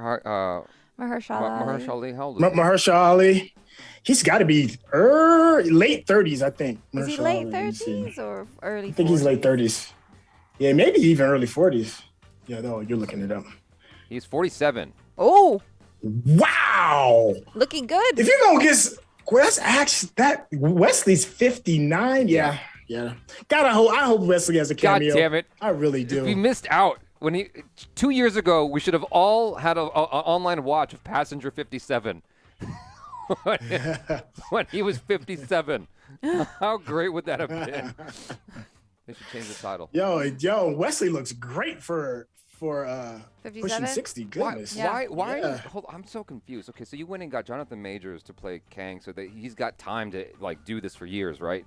He's 32. Mm-hmm. Why are you tapping a 47-year-old dude? I mean, I'm not mad at it because he's a dope actor. He is a dope actor. Blade moves, right? Yeah. Like he can move, right? Oh yeah. So with the swords, right? So is he just gonna be stunt doubled the whole time? I think so. I think it's because of Mahershala's acting chops. His chops. I think they're trying to not make it just an action star. I think they're going to really try to dig into the depths of what makes Blade. try and make it that kind of movie, and You not like if you're expecting like the old Blade with him just chopping folks up and all that, I don't think it's gonna be that. Right. If they decide to revamp it again, they should tap Sidney Poitier. You know, he'd be a great pick for Blade. Yeah, it's like the undead. That dude looks like he's right on death's door. No way. All due respect to the god Sidney Poitier, but that dude is way too old. Let's get Danny Glover up in here. You know, why stop at 47? Go and drag Denzel's old ass back out of retirement. Exactly. Give him some fangs. Now, in fairness to Mahershala Ali, he does not look 47 to me. He looks no, he doesn't. He looks young, but yes, like when I first heard it was him, I was like, all right, I'll see where that goes. I like it. You I know? like the casting. But like, if you're gonna have someone older, why not just keep Wesley Snipes? That's Because there's a difference between 47 and 57. He's 59. Or 59 even. Why though? Tom Cruise is almost 60. Is he? Yes. He's close. Yeah, he's pushing it. Oh. He's definitely in his mid 50s at least. He's 59 years old. Damn. What? Yeah. Yeah, man. Dang, Tom Cruise, what are you eating? And still running like this Yeah. hard. It's like, damn, sit your old ass down, man. Making me tired. He's got good doctors, man. But like, if you can have Tom Cruise, rock a 7th and 8th Mission Impossible movie, because there's like 2 more coming or something like that. I don't see why you can't keep Wesley Snipes. I think that people would have gone out in droves to see Wesley Snipes reprise that role. Now, maybe Mahershala Ali is going to bring something different to it. What's up? That's what it is. No, I'm just saying, if you would have cast Blade, Wesley Snipes as Blade, and just an older version of him still doing his thing, I would have been absolutely all on board. Are you kidding me? Absolutely. Yeah. But I think they're trying to go completely different. Yeah. Bishop Day. What do you think is super easy, Ryan George? Is the super easy? Oh my Ryan God! George I think I thought about that while I was watching the movie. Like, I think there are a few moments where it could be that super easy, barely an inconvenience moment. Like, dude, is it like, did you? I'm sure they're gonna have a hard time like defeating. Like stopping the emergence and stopping the birth of a celestial. Nope, it's gonna be super easy, barely an inconvenience, Or like, not Cersei, Thena's all caught up and wrapped up with this super powerful deviant. Oh, I'm sure she's gonna have a hard time escaping from that situation. Nope, it's gonna be super easy, barely an inconvenience, Yeah. What's yours? No, I don't have one. What's yours? Oh, I got one. Mine is like, so Cersei's able to turn certain things into stone as it gradually goes out. But when are you going to do something that's the scale of a fucking planet? No, super easy. She could just put her hands on it and then turn an entire thing that's trillions of megatons large into an inanimate object, just like. Yeah. Super easy. Oh, that is the super easy. easy. Barely an inconvenience. That would be the super easy, barely an inconvenience moment. That would be. I missed a super I feel like here. there are certainly several moments where Ryan George might put that line in. Harjit Singh. He says, "Screw you, SYNTEL. I'm not born in my 60s, but I liked it. And yeah, can you like Dune? I love it." He didn't say you were born in your 60s. We're talking about Tom Cruise. And we're talking about Mahershala Ali and Wesley Snipes. Dune was created in the 60s. Oh, That's what SYNTEL was saying. Yeah. So there's an inbuilt audience that is older. But I think they did a really great job. Like, I'm actually genuinely really excited to get my dad to watch this movie because I think he will love it because he's a sci-fi fan. Rahul Ranjan. Instead of introducing new concepts in Galactus and Silver Surfer, MCU can make Galactus a rogue celestial and Silver Surfer as an eternal. Problem solved. Yeah. I guess. I'm not mad at that idea, actually. Yeah. I'm getting hungry, so we're going to have to conclude this. You guys, thanks so much for hanging out with us. Hopefully you enjoyed this discussion, the spoiler discussion of Marvel's Eternals, even though that most of you liked the movie. I know we were kind of taking a big, fat, runny dump on it. But thanks for hanging out with us. Nonetheless, really appreciate y'all. Thank you to the super chatters especially, and the regular chatters, people just hanging out, listening. Everybody in between, thanks for hanging out. Love y'all. Peace out.